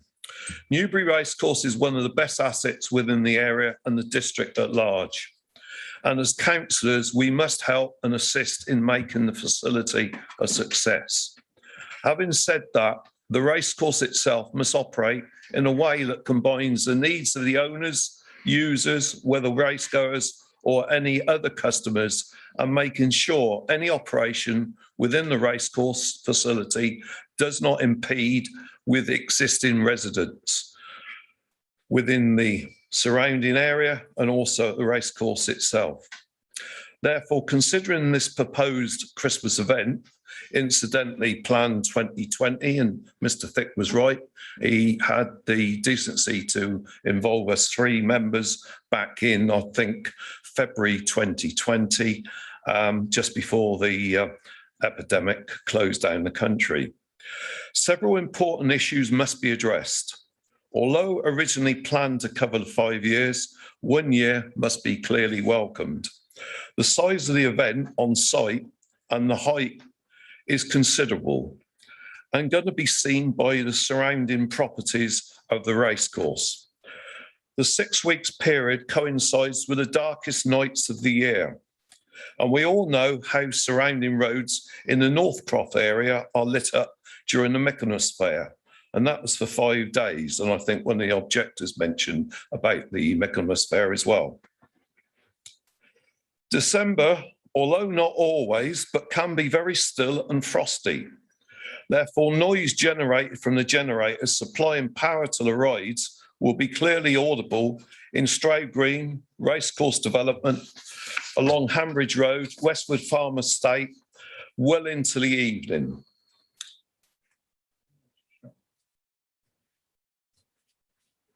Also, the proposed noise survey sites, to me, are not necessarily the sites where the sound is going to be heard the loudest in the surrounding areas. Remember, certain parts of the surrounding area climb considerably up to the top of Greenham. Vehicles entering and exiting the site will clearly impact on surrounding roads, especially close by. I myself would have preferred a complete entrance on the eastern side of the racecourse and therefore coming in on the new bridge, but straight onto the racecourse and not necessarily round in through the affected close properties that surround the racecourse, especially on the western side. Also not to mention the people that decide to walk to the event. And we all know how some people, after a few drinks, especially the races, clearly that is early in the evening, has effect on the surrounding area. I'm also concerned, although we've heard tonight about the parking, there's clearly going to be some people that might feel it's more appropriate to park their vehicle on surrounding roads. This is very noticeable on the evening of the firework displays. Furthermore, we've seen what happens at music festivals. We all heard yesterday what happened at Reading. Rubbish and waste. This is something which I think some of the local residents are deeply concerned about. We've had a question from Councillor Culver about the number of staff. And I have to say, we're not certain about the number of staff that's going to be employed. But clearly, I would like to think that there was a number of staff that would be relevant to control visitors' traffic. You've got 1 minute, Councillor Barnett. Clearing up the site on a daily basis. And finally, members, I know many residents at the racecourse itself are very apprehensive of the proposals, and their quality of life must be considered and given high priority. Colleagues, it is your decision, but this proposal event will give a great enjoyment to many people. Unfortunately, most of these people won't come from the Newbury area. Unfortunately, at the expense of local residents. Thank you, Councillor Barnett. Members, are there any questions to Councillor Barnett? Clarification of what he said. Let's get my Zoom screen back. Yes, okay, Councillor Cant, I can't see your hand up, that's why. Sorry, I thought I'd shortcut. Take a shortcut. Councillor Barnett, you intrigued that you mentioned access as an alternative across the bridge. It's quite interesting. Did you take that any further? Have you had any feedback on why that hasn't been able to be the case? Because clearly that would save a lot of this stress for the residents who have to have cars accessing, alongside their properties.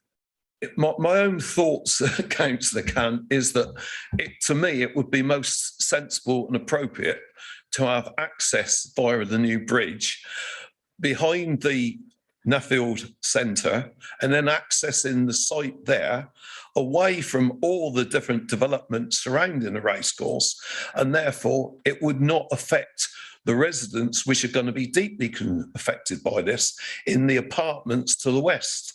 The entrance where, of course, most race goers go now, that is the main entrance. They're going to come on site. It might mean an alteration to the perimeter of the race course itself, but easily you can remove part of the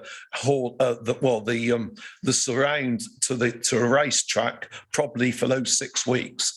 To me, that would have been the sensible approach. But although I gather they're going to be encouraged to go over the bridge, it means they're still going to go through the site and past all these different apartments and houses. Members, I think we can probe Mr. Goddard when we come to that as the next part of the business.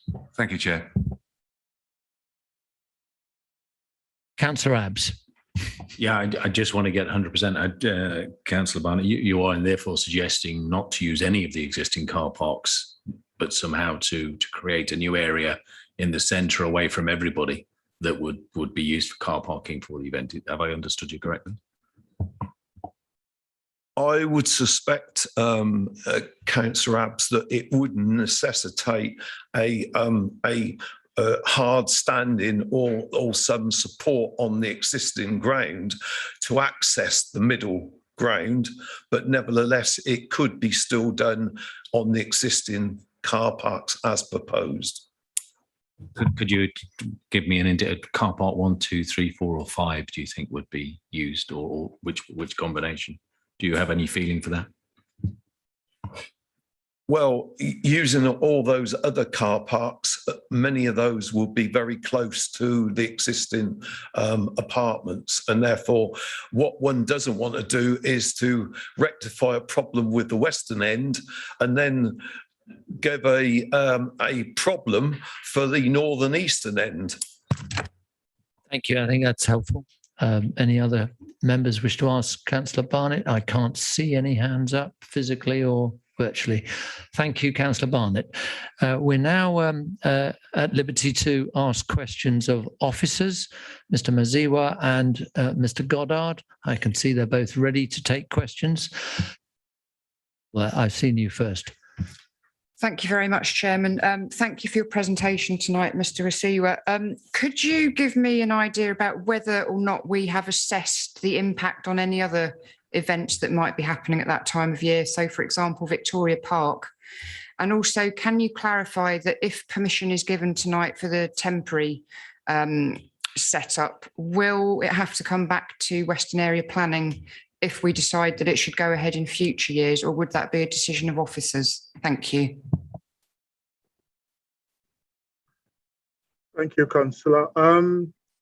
The first question, we haven't assessed the proposal against any other events that are within Newbury.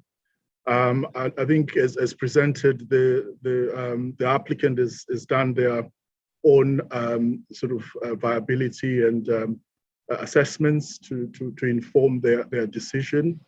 In terms of the temporary permission, if members are minded to approve the application before them tonight, we would expect the applicant to come back if they wish to have another event, and that application would be referred to Western Planning Area in accordance with the Constitution.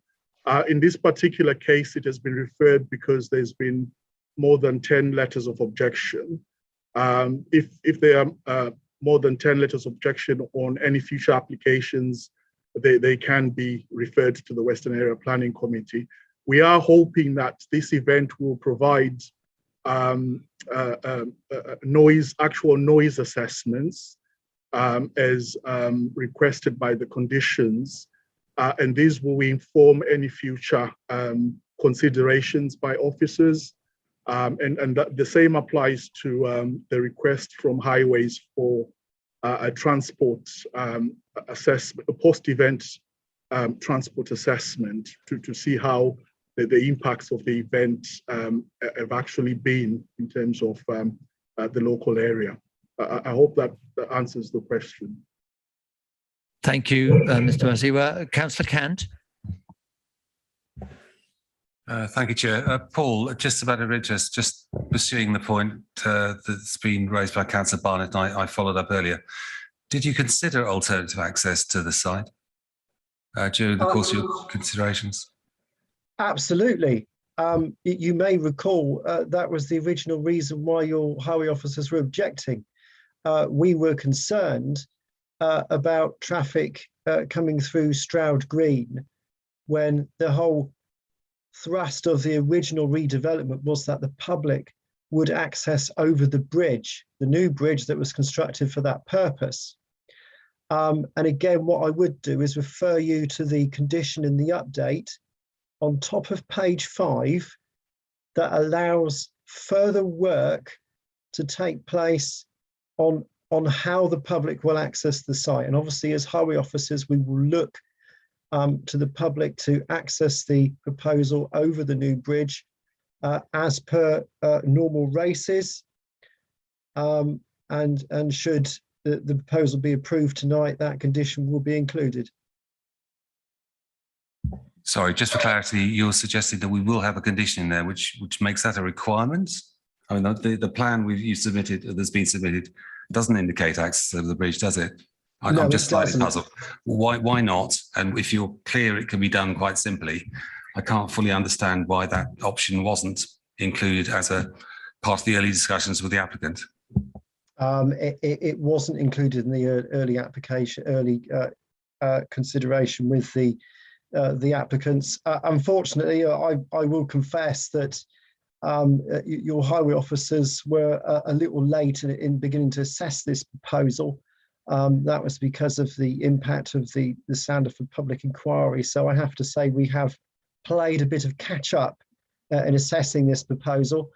So the plans that you will have do show access off of Stroud Green, but the condition applied enables us to change that and have access for the public predominantly off of Hambridge Road and using the railway bridge.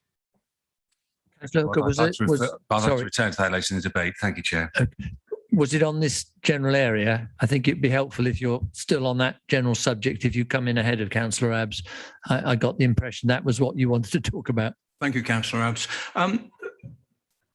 My concern here is that we're considering now bringing a new entrance in and saying, yeah, that's okay, and put a condition on it, but it's outside our red line. We're now going to put another red line and extend the existing red line. Surely this would have to come back to committee. I was minded to say exactly the same, Councillor Hooker. Can we have that answer from the officers? Chairman, I don't think it's a new access. You're using an existing access in existing car parks. All you're doing is using different car parks first. Instead of car park 1, you would use car parks 4 and 5. So there's no changes in the red line. All I'm looking to do is have the public coming using the different existing access and going to different existing car parks. I hope that makes things a bit clearer for you. So because it's an existing car park, it doesn't need to be in the red line. Is that what you're saying? It's not effective. Parking arrangements are no longer development. That is correct. It's all within the blue line, but I'm sure that the planning officers can advise a bit further on this if appropriate. I think it would be appropriate to clarify that now, because it's part of the discussion we're in, the questions we're in with you.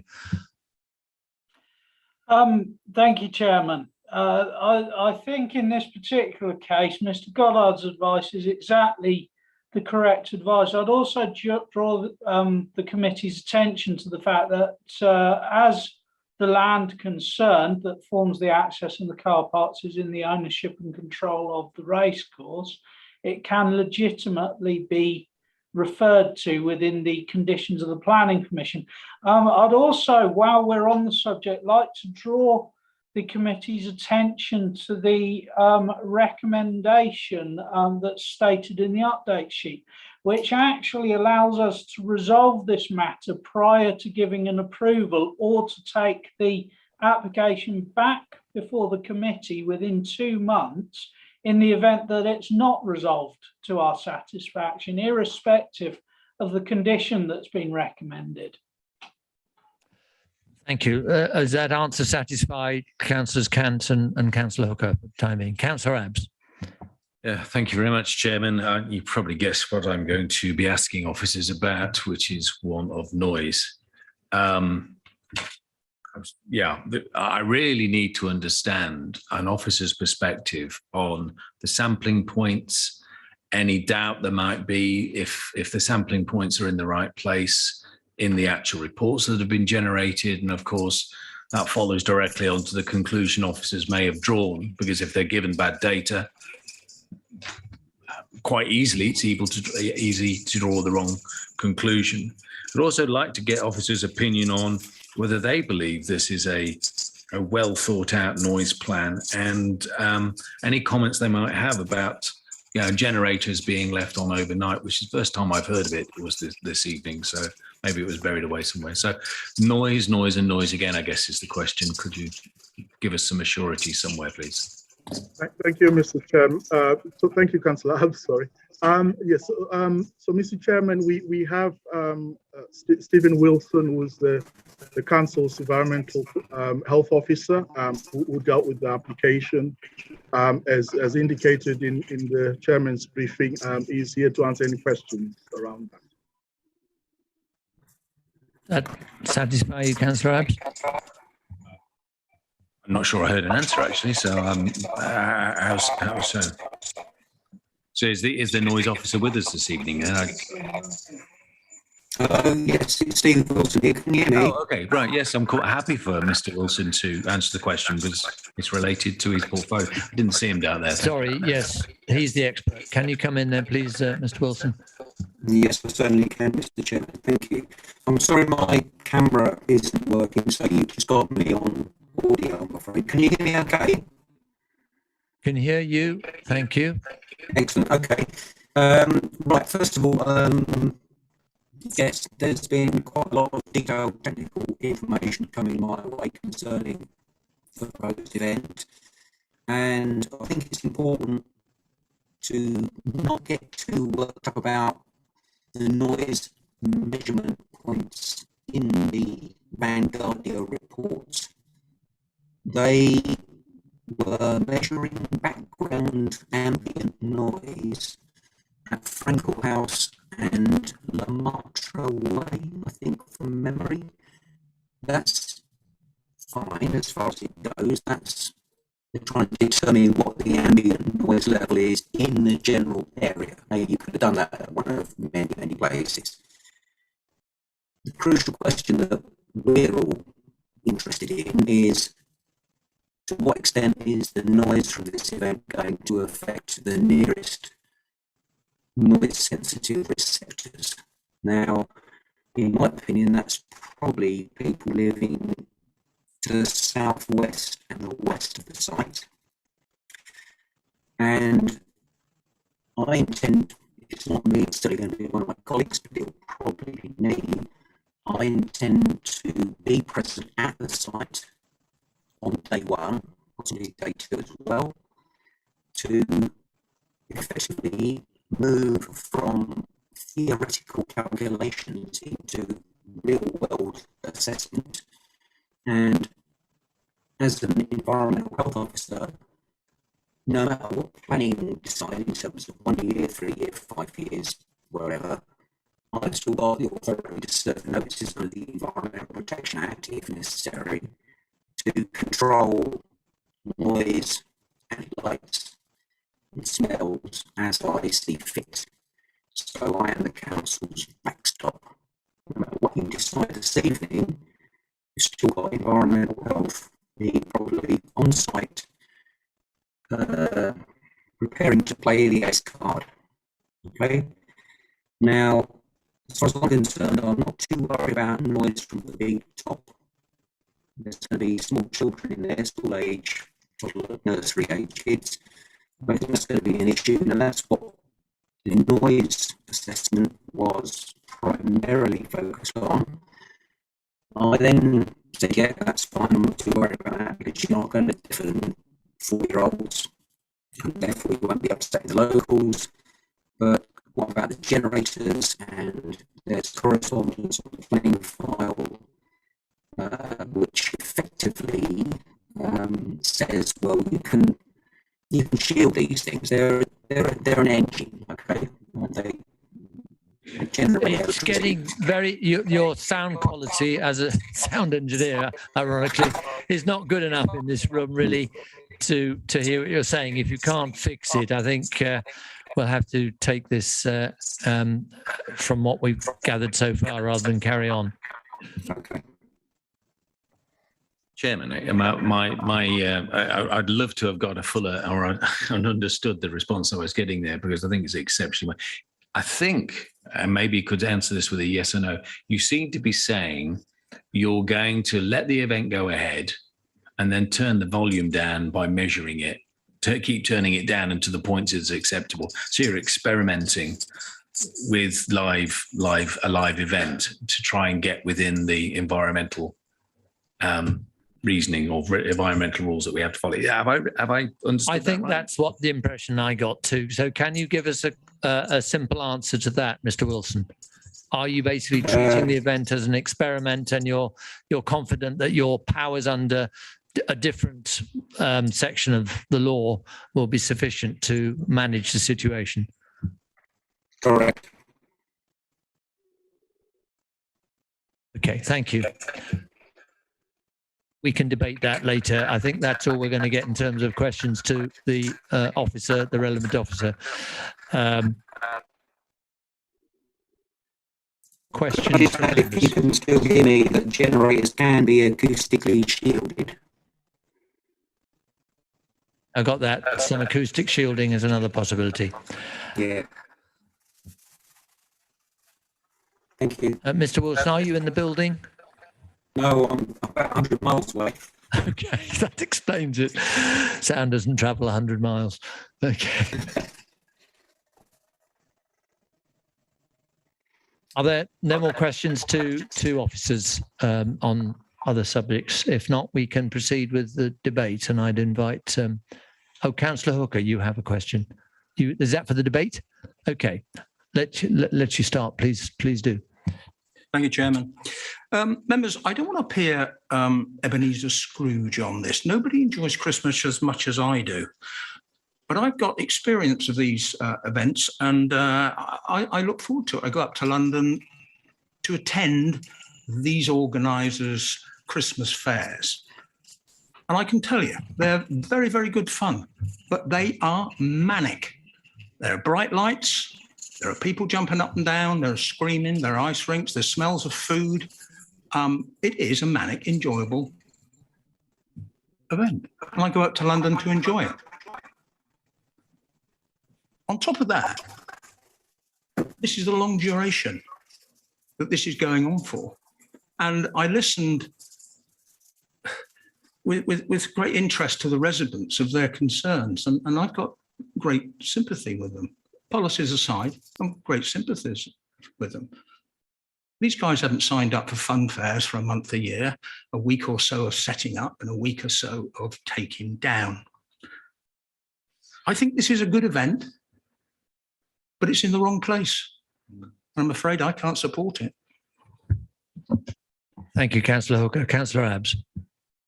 Thank you, Chairman. Yeah, I've really wanted to come at this with a positive view of figuring out how we can, help the town, help the racecourse, and so on and so forth. But a few things that have cropped up as the debate's gone up, which we haven't had clarity on. I've heard things like, "Oh, what a well-planned noise kind of plan that we have." But then I hear from the officers that, in fact, we're going to experiment with it. To turn the volume down as necessary, which doesn't work for me, really. Really surprising that Underbilly and the racecourse, having spent 2.5 years apparently prepping for this, weren't able to come with a very clear, very succinct, well thought out plan that we could have gone, yes, we can accept that and off we go. But I haven't seen that tonight. And just looking at that for a moment, 38 days we know is the length of the event. Somebody mentioned 6,500 journeys a day, was it, or cars a day, or something overall? That's 247,000 to 350,000 car journeys that the residents of Stroud Green or the various blocks, etc., are going to. The fact that it's over such a long level of time, and of course we haven't even spoken about the time to build, the time to take down, and all the other aspects. They're not in that 6,500 count. So I wish they'd come forward with something a little more thought out. Even the sound stage itself, it's clear from the plans. If we look at them, it is orientated, and the stage is facing residents. It's not facing into the centre of the course. The generators are being left on overnight for the sake of an ice rink, when there are many people who run events with an artificial surface, which from a carbon neutral perspective would have been way better and way better for the residents. It's not a well thought out proposal at the moment. I hope they come back. I won't be supporting this, as you can probably gather by now. But I do hope they come back with something that's a little more thought out, because both organisations, I wish them to succeed, just not in its current form, I'm afraid. Thank you, Councillor Abbs. Councillor Coe. Thank you, Chairman. I think there are 3 members in the chamber tonight who approved the original application for the racecourse. And I don't think that at that time we necessarily considered the type of events that would ultimately be held at the racecourse as the years have gone by. I understand the concerns of residents, and although they purchased their properties with the knowledge that events would be held at the racecourse in addition to racing, and that there will be some resultant disturbance for them. In my view, I think this proposal is a step too far. I also understand the need of the racecourse to generate revenue, and I think the events that they hold currently are very well organised. And also, as a local authority, we are certainly prioritising the economic development aspect of planning post-COVID. But I can't help feeling that the racecourse gave up land for residential development initially, and that is how it was sold to us. And all these bolt-on things, I don't think sufficient consideration has been given by the racecourse management to the effect this will have on the residents. We're talking a long time, 6 weeks, 38 days. I know from personal experience the issues that it causes to my residents when the Newbury Showground was having events. I just think it's just too much. And I also feel that we can't have two sets of rules with regard to access to the site. Part of the original condition was that all access to the racecourse would be over the new bridge. And now here we have an application because it's convenient to the racecourse to have access off Stroud Green. And I know, I'm sure we can all remember the aggravation that that caused at the time. And I think we would be going against our own principles and our own, those of us who approved the original application, we will be going against our own principles when we approved it. And I can't support it. And also, I do feel a bit concerned about the additional condition. And I accept Mr. Goddard's views, but I think it's a bit woolly. And we're leaving it. It's come to a planning committee, but we're leaving officers who are professional and whose abilities I really, really do value, but we're leaving them to go away from any determination that we make tonight to get together with the racecourse to come out with a final decision. And this is too big a decision for us to leave it like that. And I'm sorry I've rambled on, Chairman, but I feel very strongly that this is ill thought out. Thank you, Councillor Cole. Councillor Cant. Thank you, Chair. I guess this is a trick, isn't it? I suppose what you might say is this is what the showground's for, really, these sort of events which can be held. Conversely, I think to myself, if you do that and you're going to have a fun Christmas event, you're going to exclude large parts of our community from access if they don't have vehicles or can't get easy access. So it's a really, really tricky one. I guess I'm very sympathetic to most of what I've heard. I think the one thing that I would just add to what Hillary's just said is that I'm very concerned that the vehicle, setting the noise aside, which has been discussed, the vehicular access thing seems to be the most critical. And the thought of this becoming a regular event and perhaps then becoming a car boot sale, which runs in the summer and so on, and regular vehicular access becoming through Stroud Green doesn't sound at all attractive. And I don't think it's been properly thought through. And I think Paul Goddard was very honest in saying they'd been slightly bounced into this at very short notice. And I don't think it's been thought through properly.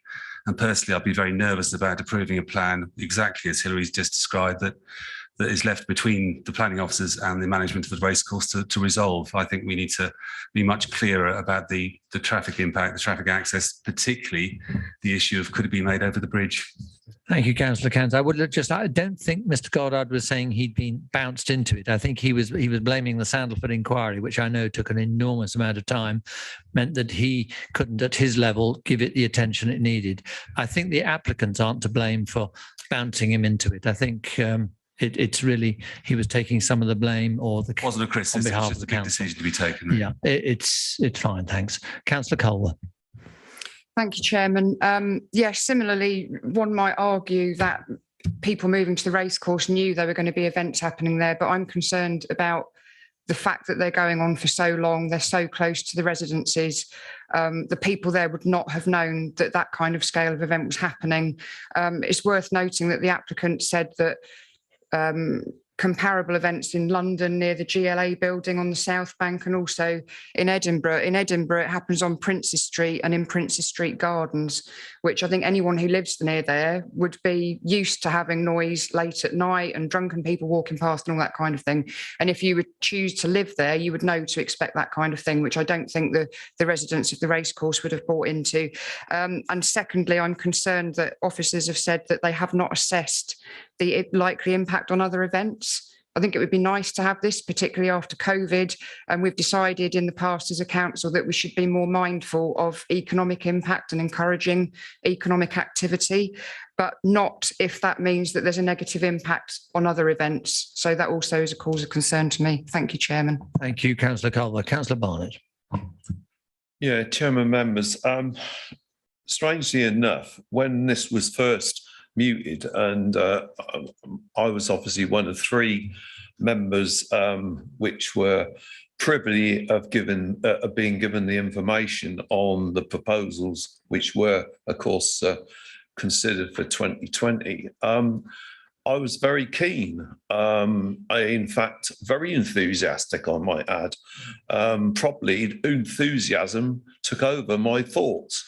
And it's not until you start thinking of the issues surrounding this particular event, you start realizing that there's a lot of effect on the local residents, the local community, obviously their quality of life, noise, light, duration, and whether they would be beneficiaries of this particular event. And as I said in my presentation, I think the beneficiaries of this particular event will not be local people, it'll be people distance away. And furthermore, something that we haven't mentioned tonight, of course, and it's been going through my mind, is over the last 2 or 3 years, there's been 2 or 3 winter wonderland areas in the south of England, which became dead ducks, to say the least. They didn't even get through the duration of the proposals because the punters just didn't go there or started complaining. This could be another thing that could happen. It might start off extremely well and then not get the numbers they want, and the 6 weeks could end up being 2 weeks. Perhaps I'm being pessimistic, but nevertheless, it's a thought. Yes, I'm afraid to say I'm actually very much in support of what's already been said around the table this evening. And some people might say I've got a slight vested interest in living reasonably near. I think I'm out of the actual distance where I actually have to formally declare an interest, and I would not be affected by the light or the sound. So I feel it's appropriate that I will be able to vote tonight, and I definitely will be voting against this particular. Councillor Barnett, thank you for that. I've seen Councillor Abb's hand up again. I think we're getting close to being able to have a motion. I would like members to think about some reasons for refusal. Just before I bring in Councillor Abbs again, oh, I see Councillor Wollaston. I was going to say I'd have a few remarks from the chair before anybody had a second dib, but Councillor Wollaston, yes. I was initially started off being very positive about this, and I'm sympathetic to what the racecourse wants to do. That said, I think I share the views of the other members around the table, around this room, and that it hasn't been thought out properly. There must be a better way of producing this sort of event, a different part of the racecourse, perhaps clarifying the access points, and as such, I won't be supporting it. Thank you, Councillor Wollaston. I will just say a few words myself, and then as you've got your virtual hand up, Councillor Abbs, I'll be looking to you to have perhaps a proposal with some conditions in outline. Yeah, I mean, my position is I've spoken to a lot of people about this on both sides. I wouldn't say I've been lobbied directly, but it's come up a lot in conversations in Newbury. I live within earshot of Northcroft Park. I can tolerate a long weekend of the Michaelmas Fair, and it's great fun, and it's a long-standing tradition. And there's hardly anybody who lives within earshot of Northcroft Park who didn't buy their house or get born in their house when it was already happening. So I don't think it's comparable directly to what the racecourse residents are facing, as members have said. I also felt that the feeling in Newbury as a whole, let alone the rest of West Berkshire, was broadly in favour of giving this event a go. But I think it's highly risky, and I'm unimpressed by the way in which it's been presented to us, I'm afraid. I'm not a racing supporter, but I support the race course. I was the one that moved the original planning application for housing, and I got into trouble with my group for doing so, as some of you may remember. But I thought this is a highly sustainable site. This is not a sustainable event. It's going to draw people in from all around the southeast. That is not what we should be doing in a climate emergency. We should be looking after our own people, our own businesses, our own punters, and not the rest of the countries, I'm afraid. So that's my piece. Over to you, Councillor Abbs. Yeah, thank you, Chairman. I was going to move to motion, but I don't know if this is in order. The reasons I would like us to propose to reject officer recommendation is certainly loss of amenity as it pertains to the local residents of Stroud Green, Racecourse, and of course south of Dewby. That in fact almost everybody except for people living at the west, because they're sufficiently far away that it doesn't really affect them one iota, the chase and so on. They're very far away. Also, the fact that it kind of goes against the traffic. There was a clear, even though there's a mitigation point in here, the actual application breaks the traffic policies. The exact words I was hoping that either the officers Simon or Paul could fill in the blanks for the relevant. Sustainable trail, but normally that if that's acceptable, then if they will fill the final words in there, but that's the grounds on which I would have been looking to reject this application. So. Any other conditions? I think that's a proposal that we reject, and we've got a number of reasons. Can I have a seconder, please? Councillor Culver, I saw you first. Thank you. Any other reasons, or are you happy to accept those conditions? Mrs. Armour, do you think we need to do more on the conditions, or any other comments? I think in terms of reasons for refusal, I don't know if the planning officers want to come in. I'm assuming on terms of what people have said in loss of amenity, there's noise. So whether there wants to be some, whether you want to expand on the noise point in your reason. Hours of noise, as well as the number of days. Well, just in terms of the reason for refusal, because we're not doing conditions, it's just reasons for refusal. I'm quite, when I was talking, I spoke to a lot of these points. The sound measurement facility locations are in doubt. The volume, we've heard from officers themselves saying that in fact they're going to, experiment with the sound level somehow after it's been built. And we heard about, well, we could do some mitigation on the generators, but these are all things that are not in the proposal as it's come forward. I think, Mrs. Armour, I think rightly advise us to seek officers are good at these sorts of situations and coming up with the wording. And then I'll come back to you. I think also, Chairman, the length of the event will affect the amenity of the residents. The number of days, you mean, including the setup and strip down time. Officers, have you got any comments on the situation that we're heading towards? Thank you, Chairman. I think the refusals reasons that members appear to be steering towards are two or potentially three different reasons, depending on how they're framed.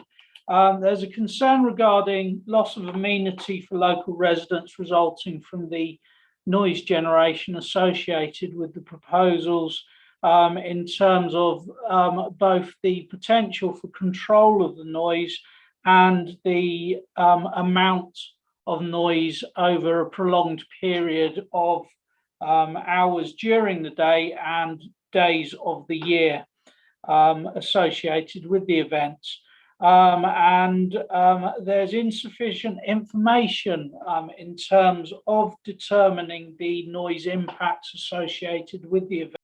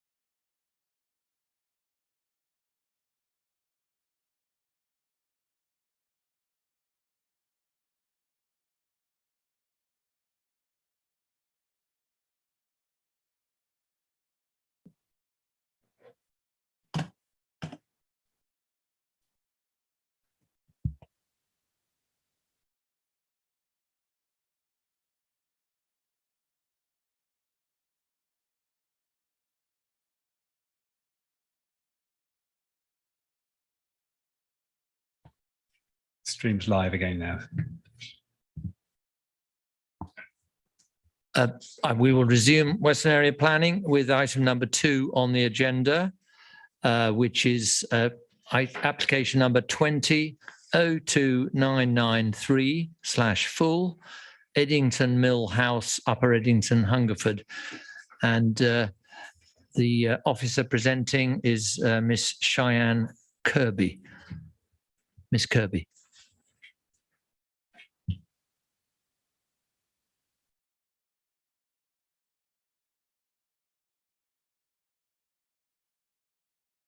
You're unmuted, but we can't hear you. Sorry, Chairman, it's me that's muted.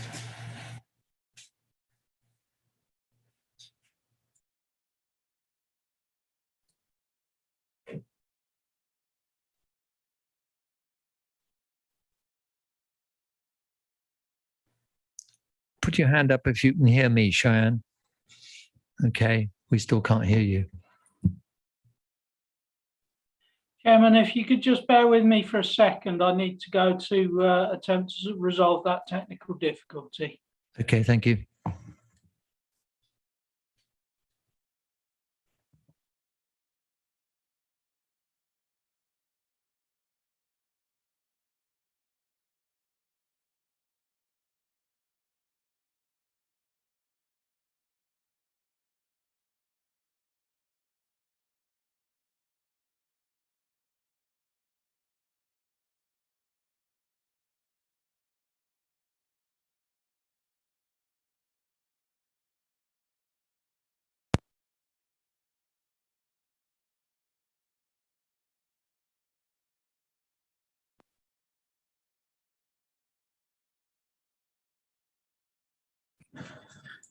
Test mic, test mic. That's fine. We can hear you.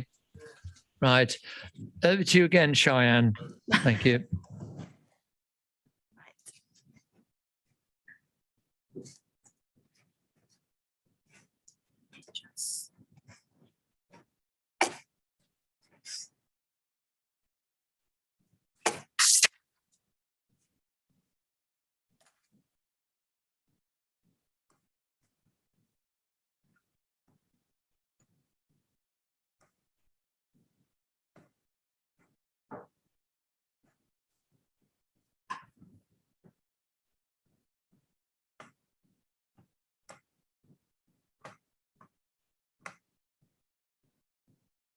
There we go. Can everyone see that?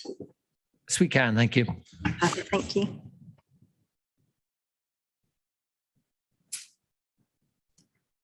Okay. Right. This application seeks planning permission for the construction of a detached oak frame agricultural storage barn of wood cladding and slate roof. This barn will measure 12.14 meters in length, 6 meters in width, and 5.13 meters in height. The agricultural field is approximately 1 hectare in size, with another agricultural field located to the south, which is located in the blue line on the drawing shown on the screen. The application site is located to the north of the River Kennet and within the North Wessex Downs area of outstanding natural beauty. To the east is the settlement boundary of Eddington, and the application site forms part of the Grade 2 listed dwelling known as Eddington Mill House.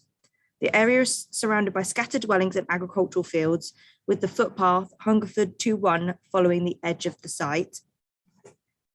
The proposal is for the agricultural storage barn used to store animal feed and bedding, including the storage of fruit and vegetables which have been grown on the site, and the storage of farm machinery, including tractors and tools. The long-term plan is for the small expansion of the animals on site to supplement the applicant's existing cafe business. The proposed agricultural building is located in the southeast corner of the site closest to the road and is of single-story design with no windows. It is located over 16 meters from the nearest neighboring dwelling. It is of traditional agricultural design, which is found throughout the district and is considered acceptable given the setting and character and appearance of the sensitive area. The proposed location and design is not considered to have a significant impact on the setting of the Grade 2 listed building.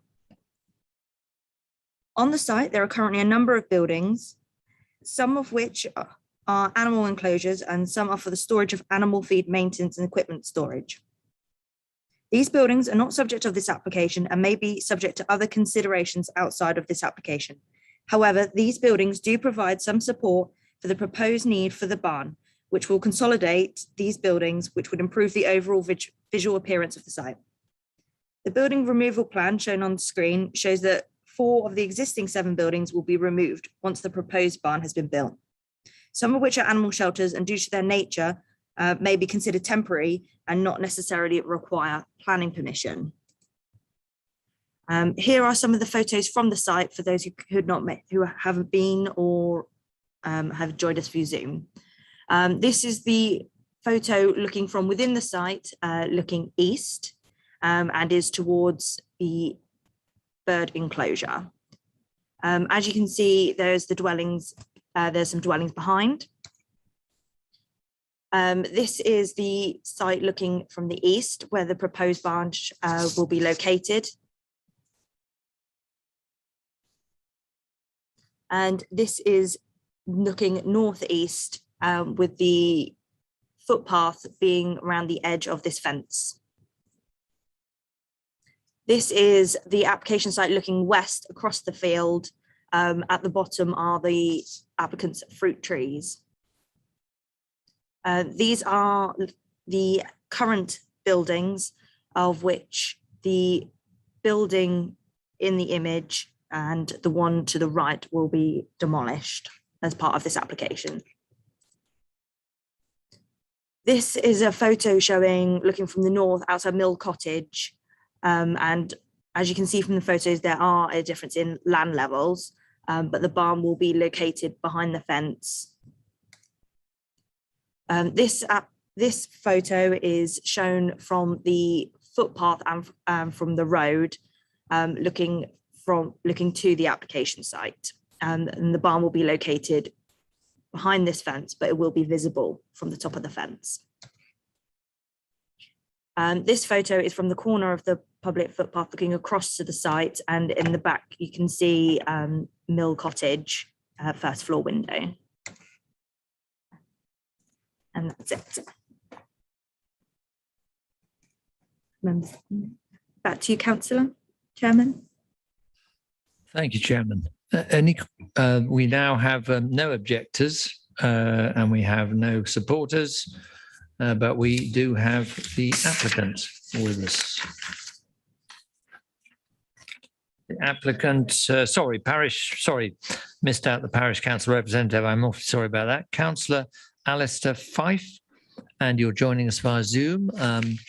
Is Mr. Fife, Councillor Fife, with us yet, Mr. Griffin? It's joining now, Chairman. Just needs to switch his camera on.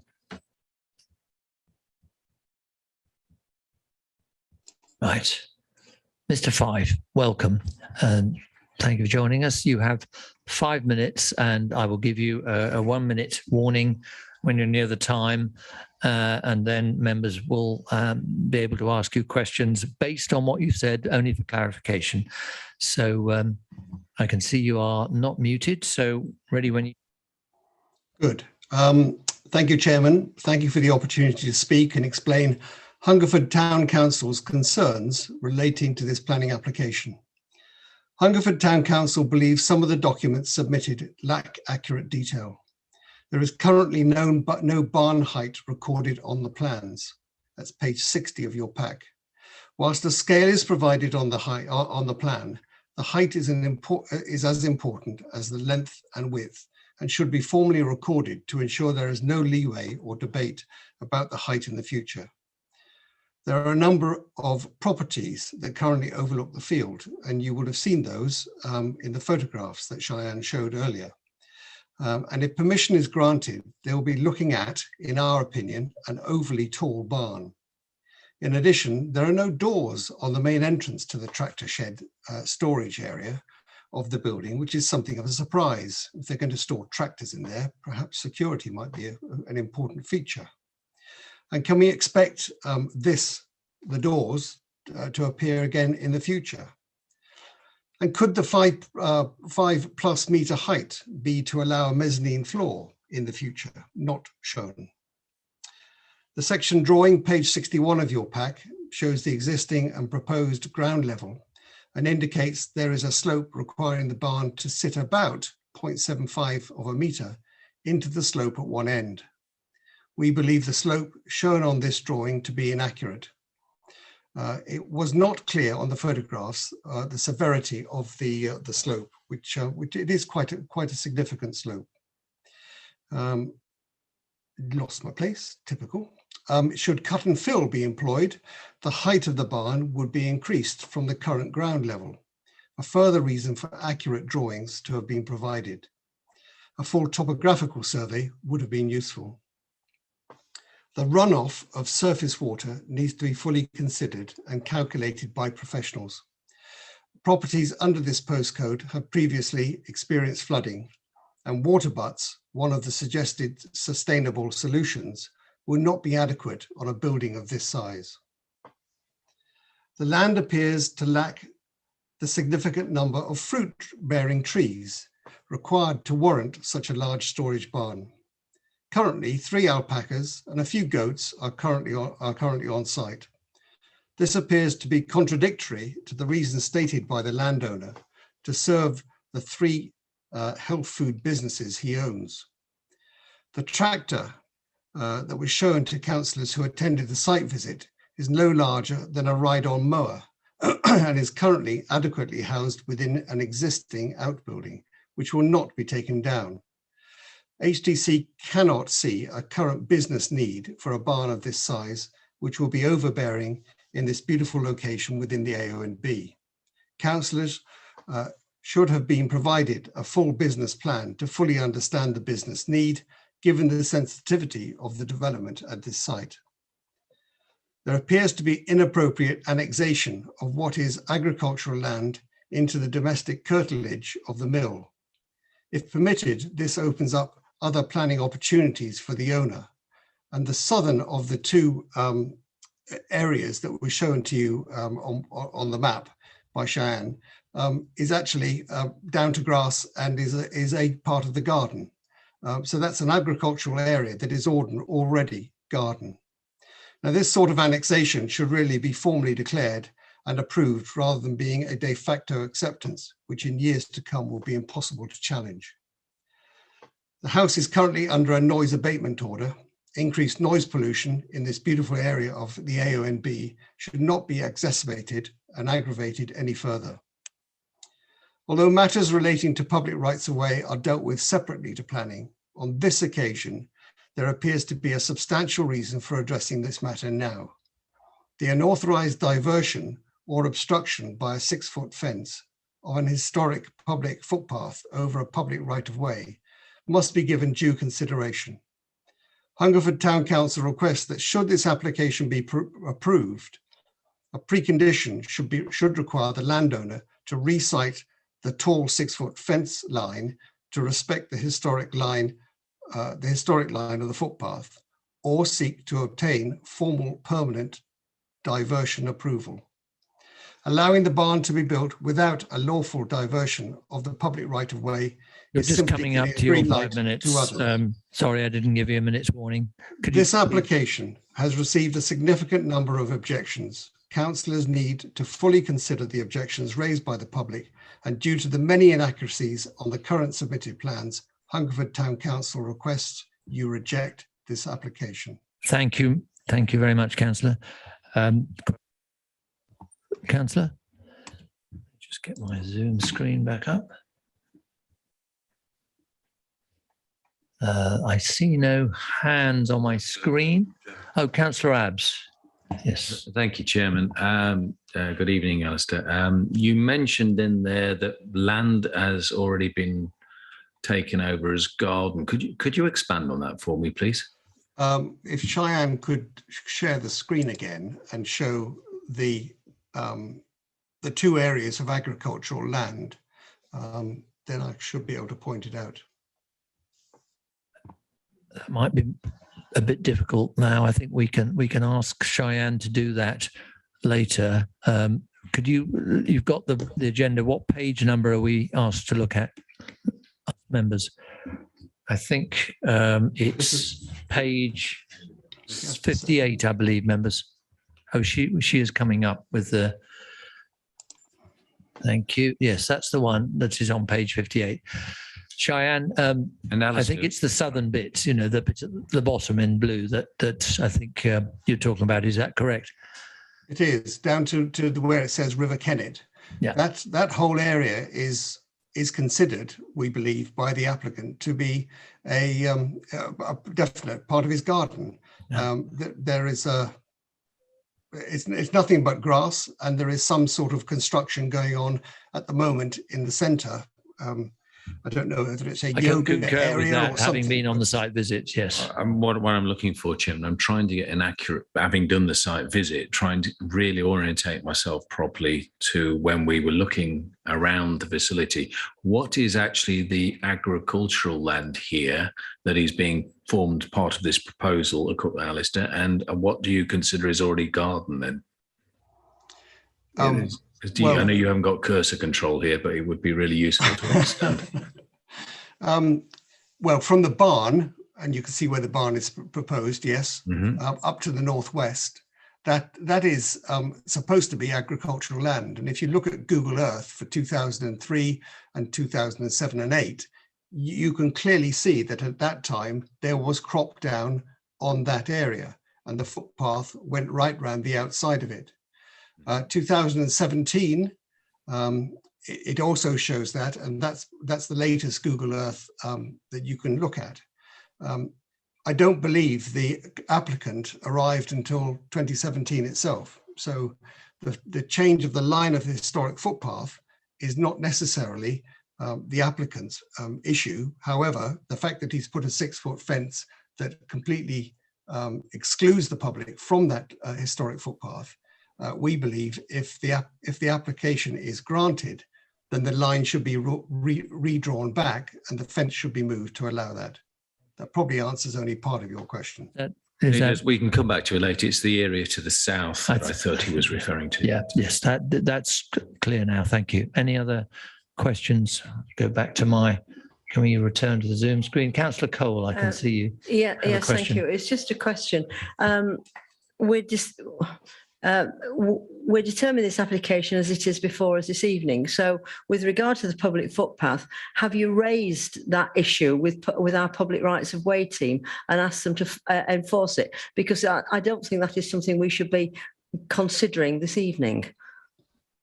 I believe I'm fairly new to Hungerford Town Council, but I believe this is an ongoing issue, and it's already been raised with the public. Thank you. We'll take that up with officers. If I may make it just another comment. Yes. You say you're new, Mr. Fine, so forgive me for pointing these things out. But a lot of what you've said this evening has been supposition and conjecture rather than referring to the application itself. So I'm just really interested in what the real concerns of the actual concrete concerns of Hungerford Town Council are with regard to this application. Is it the size and the bulk of it? The fact that its neighbours can see it? I'm a bit sort of unsure as to what the real reasons that Hungerford Town Council are objecting to. Its size, its height, it's the fact that it's overlooked, the fact that the accuracy of the plans submitted, we believe, there are errors in there, and there shouldn't be errors in it. So those are the main reasons: accuracy and height, and so on. Thank you for that.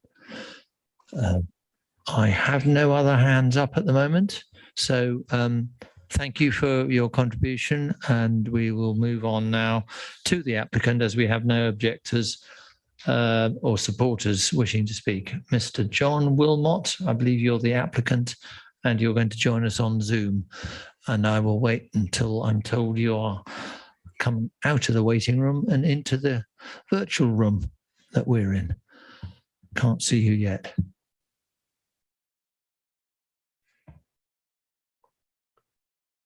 Just need to turn his camera on, Chairman. I can see you're almost there. There we are. Okay, Mr. Wilmot.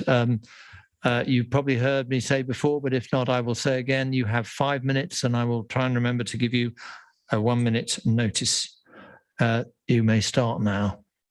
Thank you very much. I'd like to present to you the reasons for our having this proposal in front of you, which is that we run 3 small restaurants called Elian Limited. We have one in Hungerford, one in Marlborough, and one in Sunningdale. And we specialise in natural, healthy fruit and vegetables. And we believe in sustainability and homegrown organic vegetables. And we bought the site, as you heard, in 2017 from the Chiltern Estate, in order to develop the existing facilities that are already there. There is already 36 apple trees on the site, and substantial mature apple trees that produce a good crop every year. And the site itself used to be allotments, and so it was used for growing fruit and veg for many years, long before we bought it. We've owned Eddington Mill for just over 10 years, and the land that you're referring to is a totally separate piece of land that we bought next door to the existing domestic mill, and it's, as you know, it's agricultural land. The subject of the footpath, all we did was put the fence up on the line of the existing fence line that was already there and used by the public for many, many years. And indeed, we know that that footpath itself was already diverted when the neighbour and one of the neighbours took it upon themselves to extend their own boundary, which is a matter that your footpath people are well aware of, and it's a matter of ongoing discussions as we see that is, in other words, they've taken our land, we haven't taken theirs. I heard some mention about why we have this before you. It's because basically our business is expanding, and we want to try and get more organic fruit and veg into our shops, into our restaurants. And sorry, I was just looking at my business plan. And we have a business plan that I was asked to create, and this shows that we hopefully in year 1 will make a very small profit, some £4,340. In addition to the discussions we heard about, we can't imagine there'll be any noise pollution because we've got a very few amounts of animals, and in fact the noise abatement order that you've heard about was to do with guinea fowl noise and peacocks, and the guinea fowl we've got rid of completely, and the peacocks have been moved to another part of the site, well away from residents. The other points raised about runoff water, we're confident that can be dealt with proper land drains. There won't be any, it'll only be foul water, only rainwater. And we also think that we don't intend to use water butts. And I think you've all seen the different animals that we've got on the site. Some of those are used for personal use, as more like a hobby farm for our family, and others will be used for the restaurants. A minute to go, Mr. Wilmot. A minute to go. The garden that was referred to was in the blue line was in fact just a lawn associated with the house that has always been there for many, many years. So I'm not quite sure why anyone's worried about that. I think that concludes everything I need to say. The height of the building, I'm more than happy if you want to put a condition in that we won't put a mezzanine in it. There's no intention of that. The building that we've got is to house a tractor like any farm you see open things where they park their vehicles, and we don't want to do any more than that. We almost certainly would buy a second-hand vehicle anyway, that nobody would probably want to steal anyway. And it's all gated with a fence and electric gates. So we believe that you've come over your time now, Mr. Wilmot. I think you've given us enough to go on. Thank you. Are there any questions for Mr. Wilmot? Councillor Culver. Thank you, Chairman. Thank you, Mr. Wilmot, for coming to join us this evening. Just a few questions. You say in an email that's in the pack that you would be prepared to get rid of 4 sheds, and it says the feed shed is 6 by 10 and the tractor shed is 20 by 10. Is that feet or meters? I just want to appreciate the comparison between what you're proposing to get rid of and what you're proposing to build. Feet. Thank you. And you mentioned your admirable objective to grow local fruit and vegetables, but there's no indication that you want to have a vegetable storage facility here. It's just fruit. Is that correct? Where will you be putting vegetables?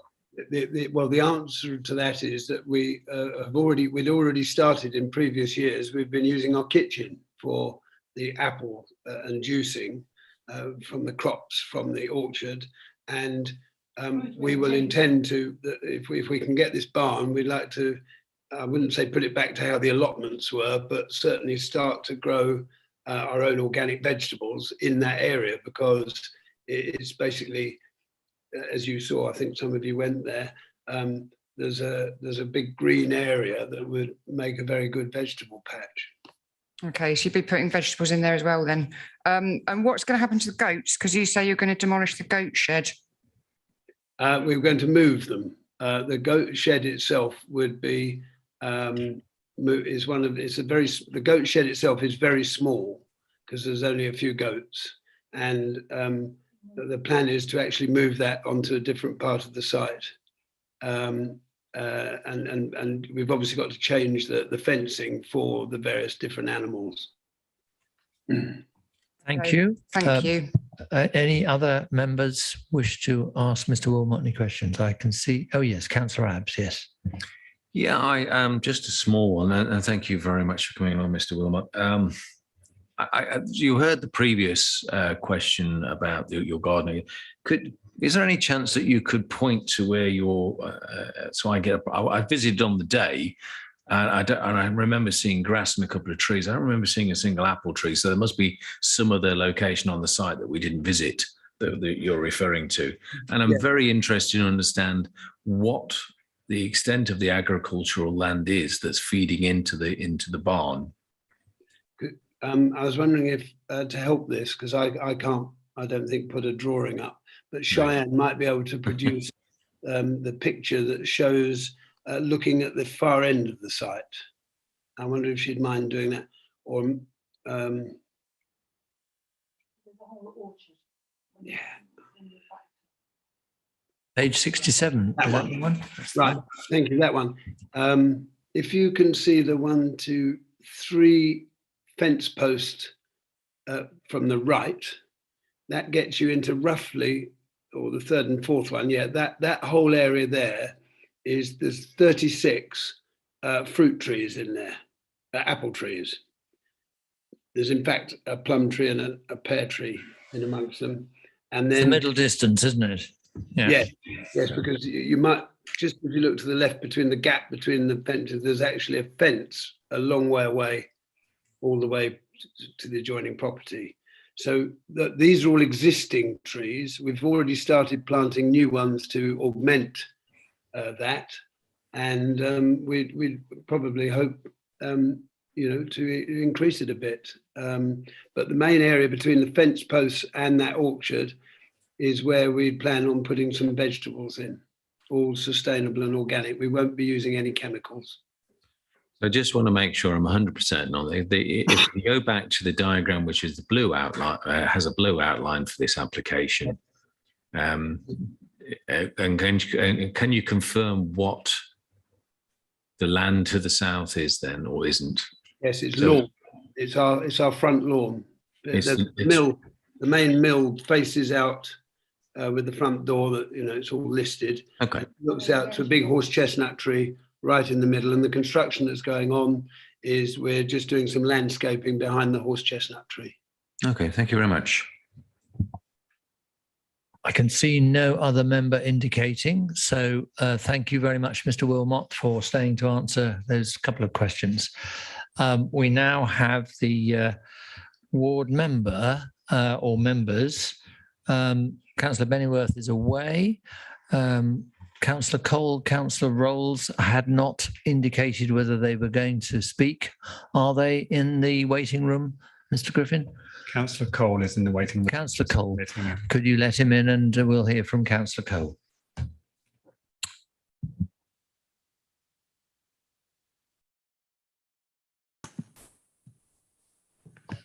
You know the score, James, when you're ready. Thank you, Chairman. Yes, I've been here before. Let me just find my notes. Right. Our officers have concluded that this is an agricultural application. If it is agricultural, there's no reason not to give planning permission. I go along with that. I attended the site visit last week. I did note that the grass of this agricultural field was cut shorter than my lawn.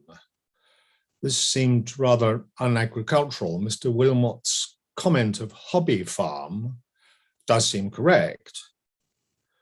Story is the barn's required for a tractor, storage of the fruit harvest, hay, feed, and that eggs and milk could be supplied to the restaurants. I have no issue with that as a principle. Indeed, I'm quite happy to provide a pump for Eliane's in Hungerford. Great place. But I draw your attention to a couple of things initially. A comment made by one of the committee members at the end of the visit went along the lines of the animals he saw would have difficulty supplying milk. I did not take note of this myself, but I'm sure the question can be asked in the debate later. The question over this, the number of fruit trees. Yeah, maybe. I think the thing that's got me in all of this is that until the applicant mentioned it, there had been no sign of a business plan to justify this barn under agricultural rules.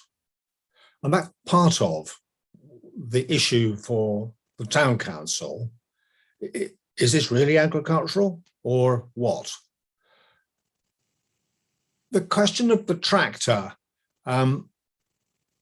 documentation says ensuring adequate eaves height for tractor access. We were told that the tractor we saw was adequate for the job. It is small, but it's not really any larger than what you'd expect for a small field like that. I cannot see the need for a 5 metre high barn. We were told 5 metres on site.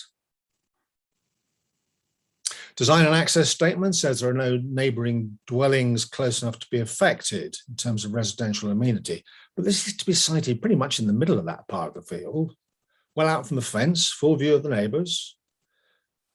The apparent need could be achieved by siting that proposed barn where the existing sheds being replaced are currently sited.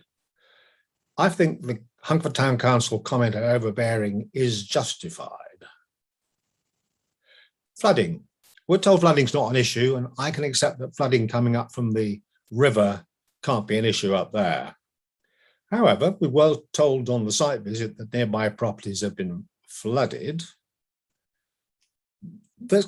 I'm delighted to hear that water butts, as previously advised, are not going to be the answer for sustainable drainage because it simply wouldn't work. A few water butts won't cut it for our rain volumes these days. One of my residents picked up on that. There's an objection on the website. I'm rather disappointed there's been no response from SUDS. There should be a clear sustainable drainage plan if permeable grassland is being turned into a new building. Anyway, also these days for a new riparian site, which this effectively is for tractor storage, no doubt storage of diesel, oil, grease and so on, and tractor maintenance, I want to know about the holding of these and the runoff in a big storm. That footpath I see no reason why the legal route should not be reinstated and the landowner required to install appropriate gates. Conditions, I don't pretend to be in favour of this application. Councillor Cole.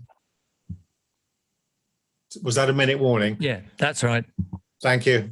I'm not in favour of this as it stands. I could well be if it had been amended a bit, but if the committee does decide to approve it, I'm delighted to see our planning officers tighten the agricultural usage condition. In talking to her, I did ask for her to do that, but I would like to know that this cannot permit an office, an agricultural office. And relating to 6.12 of the committee report, I know the building removal plan, but I would request that condition 7, about which existing sheds are to be removed, made a bit more precise. That the ground reinstatement be specified to be grass or trees or shrubs, no doubt to be agreed. Make it your last sentence, please. All right. I'm done. Okay, thank you. Perfect timing. Questions to Councillor Cole? Are there any? I can see no hands raised. Thank you very much. You must have said everything that we need to hear. Thank you, Chairman. We now have a chance to question officers. It's really only Cheyenne that we've heard from, but there are other officers present.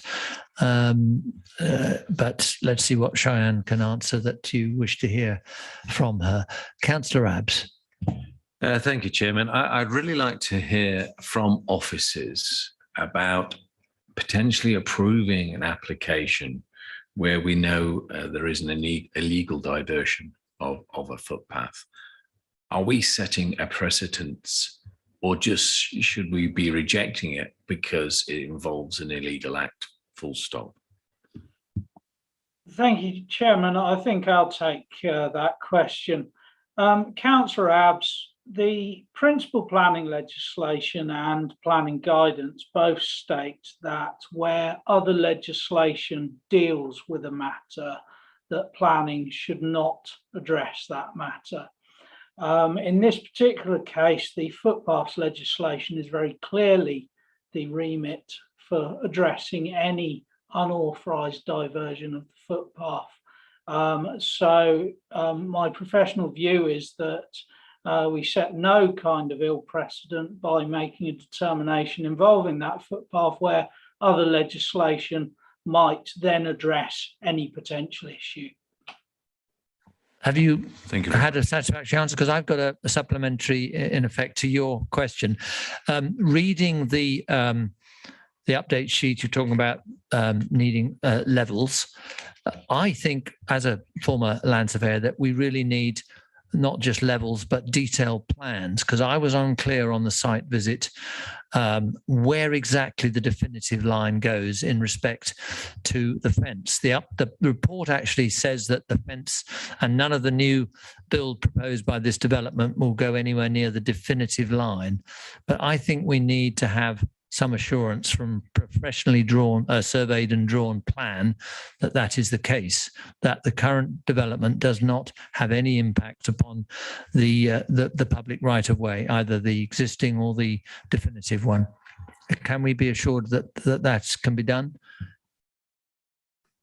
Thank you, Chairman. I mean, the drawing that was submitted was sent from the public right of way officer showing the definitive line of the public right of way, and this was sent to the agent, and he came back with the block plan which shows the definitive line, and the building is shown not to sit on this definitive line. The fence does cross it, however, obviously that is a matter for public rights of way legislation, but I did ensure that the building that we are considering did not sit on the definitive public footpath, and this was confirmed by the public right of way officer. To confirm, then, as I understand it, we can't make a condition that the fence shall be moved. That is a separate piece of legislation that will have to deal with that.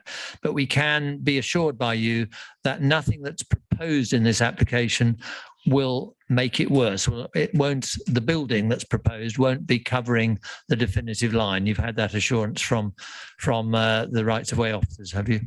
Yes, I have. Thank you. Any other?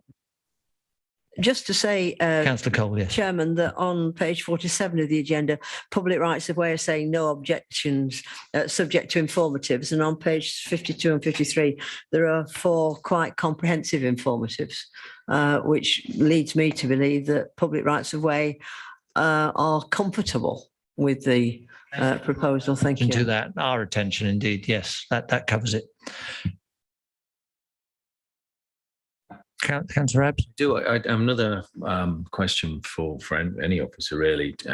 Just to check, I'm not aware of any legislation that applies planning wise, but or that we should be considering about the volume of the land that's associated now that, especially now that the southern area, which was initially indicated as farmland, is in fact lawn, assuming that's correct.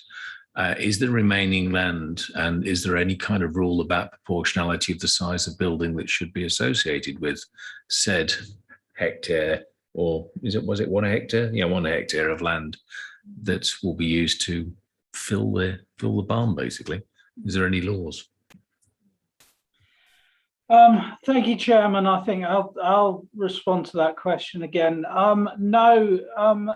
If we were considering a agricultural notification, for example, under permitted development rights, then there are relevant thresholds in terms of the amount of land associated with building. But there is no set criteria for assessing need in terms of an agricultural building of this scale. With a larger scale development, one might employ an agricultural consultant to give an opinion, but this is an extremely small scale proposal to be splitting hairs over the size of the building proposed, I'm afraid, Chairman. No, that's exactly what I wanted to hear from the officers, that they were not breaking any rules here. So. Right, okay. I think Councillor Abbs is happy with that answer. Councillor Wollaston, yes, you've got your hand up. Can I just clear that there'll be no external lighting, because I'm concerned about light pollution with housing surrounding this proposed barn? Thank you, Councillor. I can confirm I have put a suggested condition on there stating no external lighting due to this being within the area of outstanding natural beauty and the dark skies policy. So that has been as a suggested condition. Members, that seems to conclude questioning of officers. We're now looking to start a debate. Can I have somebody to start a debate on this? Thank you. Thank you, Chairman. I can understand the concerns of the objectors, and I can understand the concerns of Hungerford Town Council, but in my view, the presentation of the Town Council, it was more supposition and conjecture about what may happen in the future, but we're here to determine the application as it sits before us. The fact that there is a lawn in front of the house that may or may not be agricultural land is a matter for planning enforcement, should that be decided that needs investigation. We shouldn't be looking at even considering that tonight. So the question we've got to ask ourselves is this barn acceptable for the use that it's proposed in the application on the site that it is? And looking at it, it's agricultural. It's not really overlooking or overbearing in my view. So I can't see that we have a valid reason for refusing this application.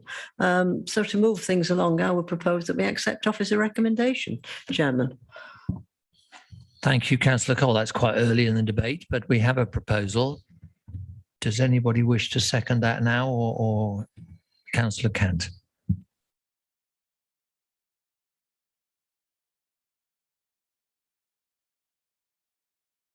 Yes, thank you, Chair. If you want to say 1 or 2 words around that. Yes, I think we've had an extensive discussion of a lot of questions have been asked. I'm fairly clear myself. I'm in favour of Councillor Cole's proposal that we move to a vote. We have a proposer and a seconder. I had one hand up Are you happy to move to the vote, or have you got some? I think we need to hear a little bit of an argument if there is an argument against. Unfortunately, I won't be supplying the argument against. Okay. Somewhat I'm almost entirely in agreement with Hilary. Right. Well, let's move to the vote then. We have a proposal to accept officer's recommendation. Chairman, I think there was a comment with regards, I think you made it yourself, conditions. Yes, indeed. I was going to, before I asked for the vote, I was going to make sure that the proposers had in mind conditions if they're wanting anything different from what is in our agenda, and indeed taking into account the updates as well. Yeah. So we've got the update with 2 additional conditions, and we've got, let me turn to the page where the officer recommends conditions.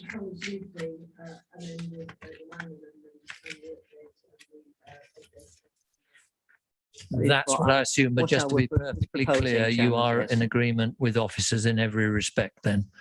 And you are also happy with that? Can I have those in favour of the motion to approve officer's recommendation with all conditions? Those against? 1 against and 8 in favour. Thank you, members. Just turn to my agenda, make sure there's nothing else we've got to deal with. No, that is it. So I can bang the gavel. Thank you, members.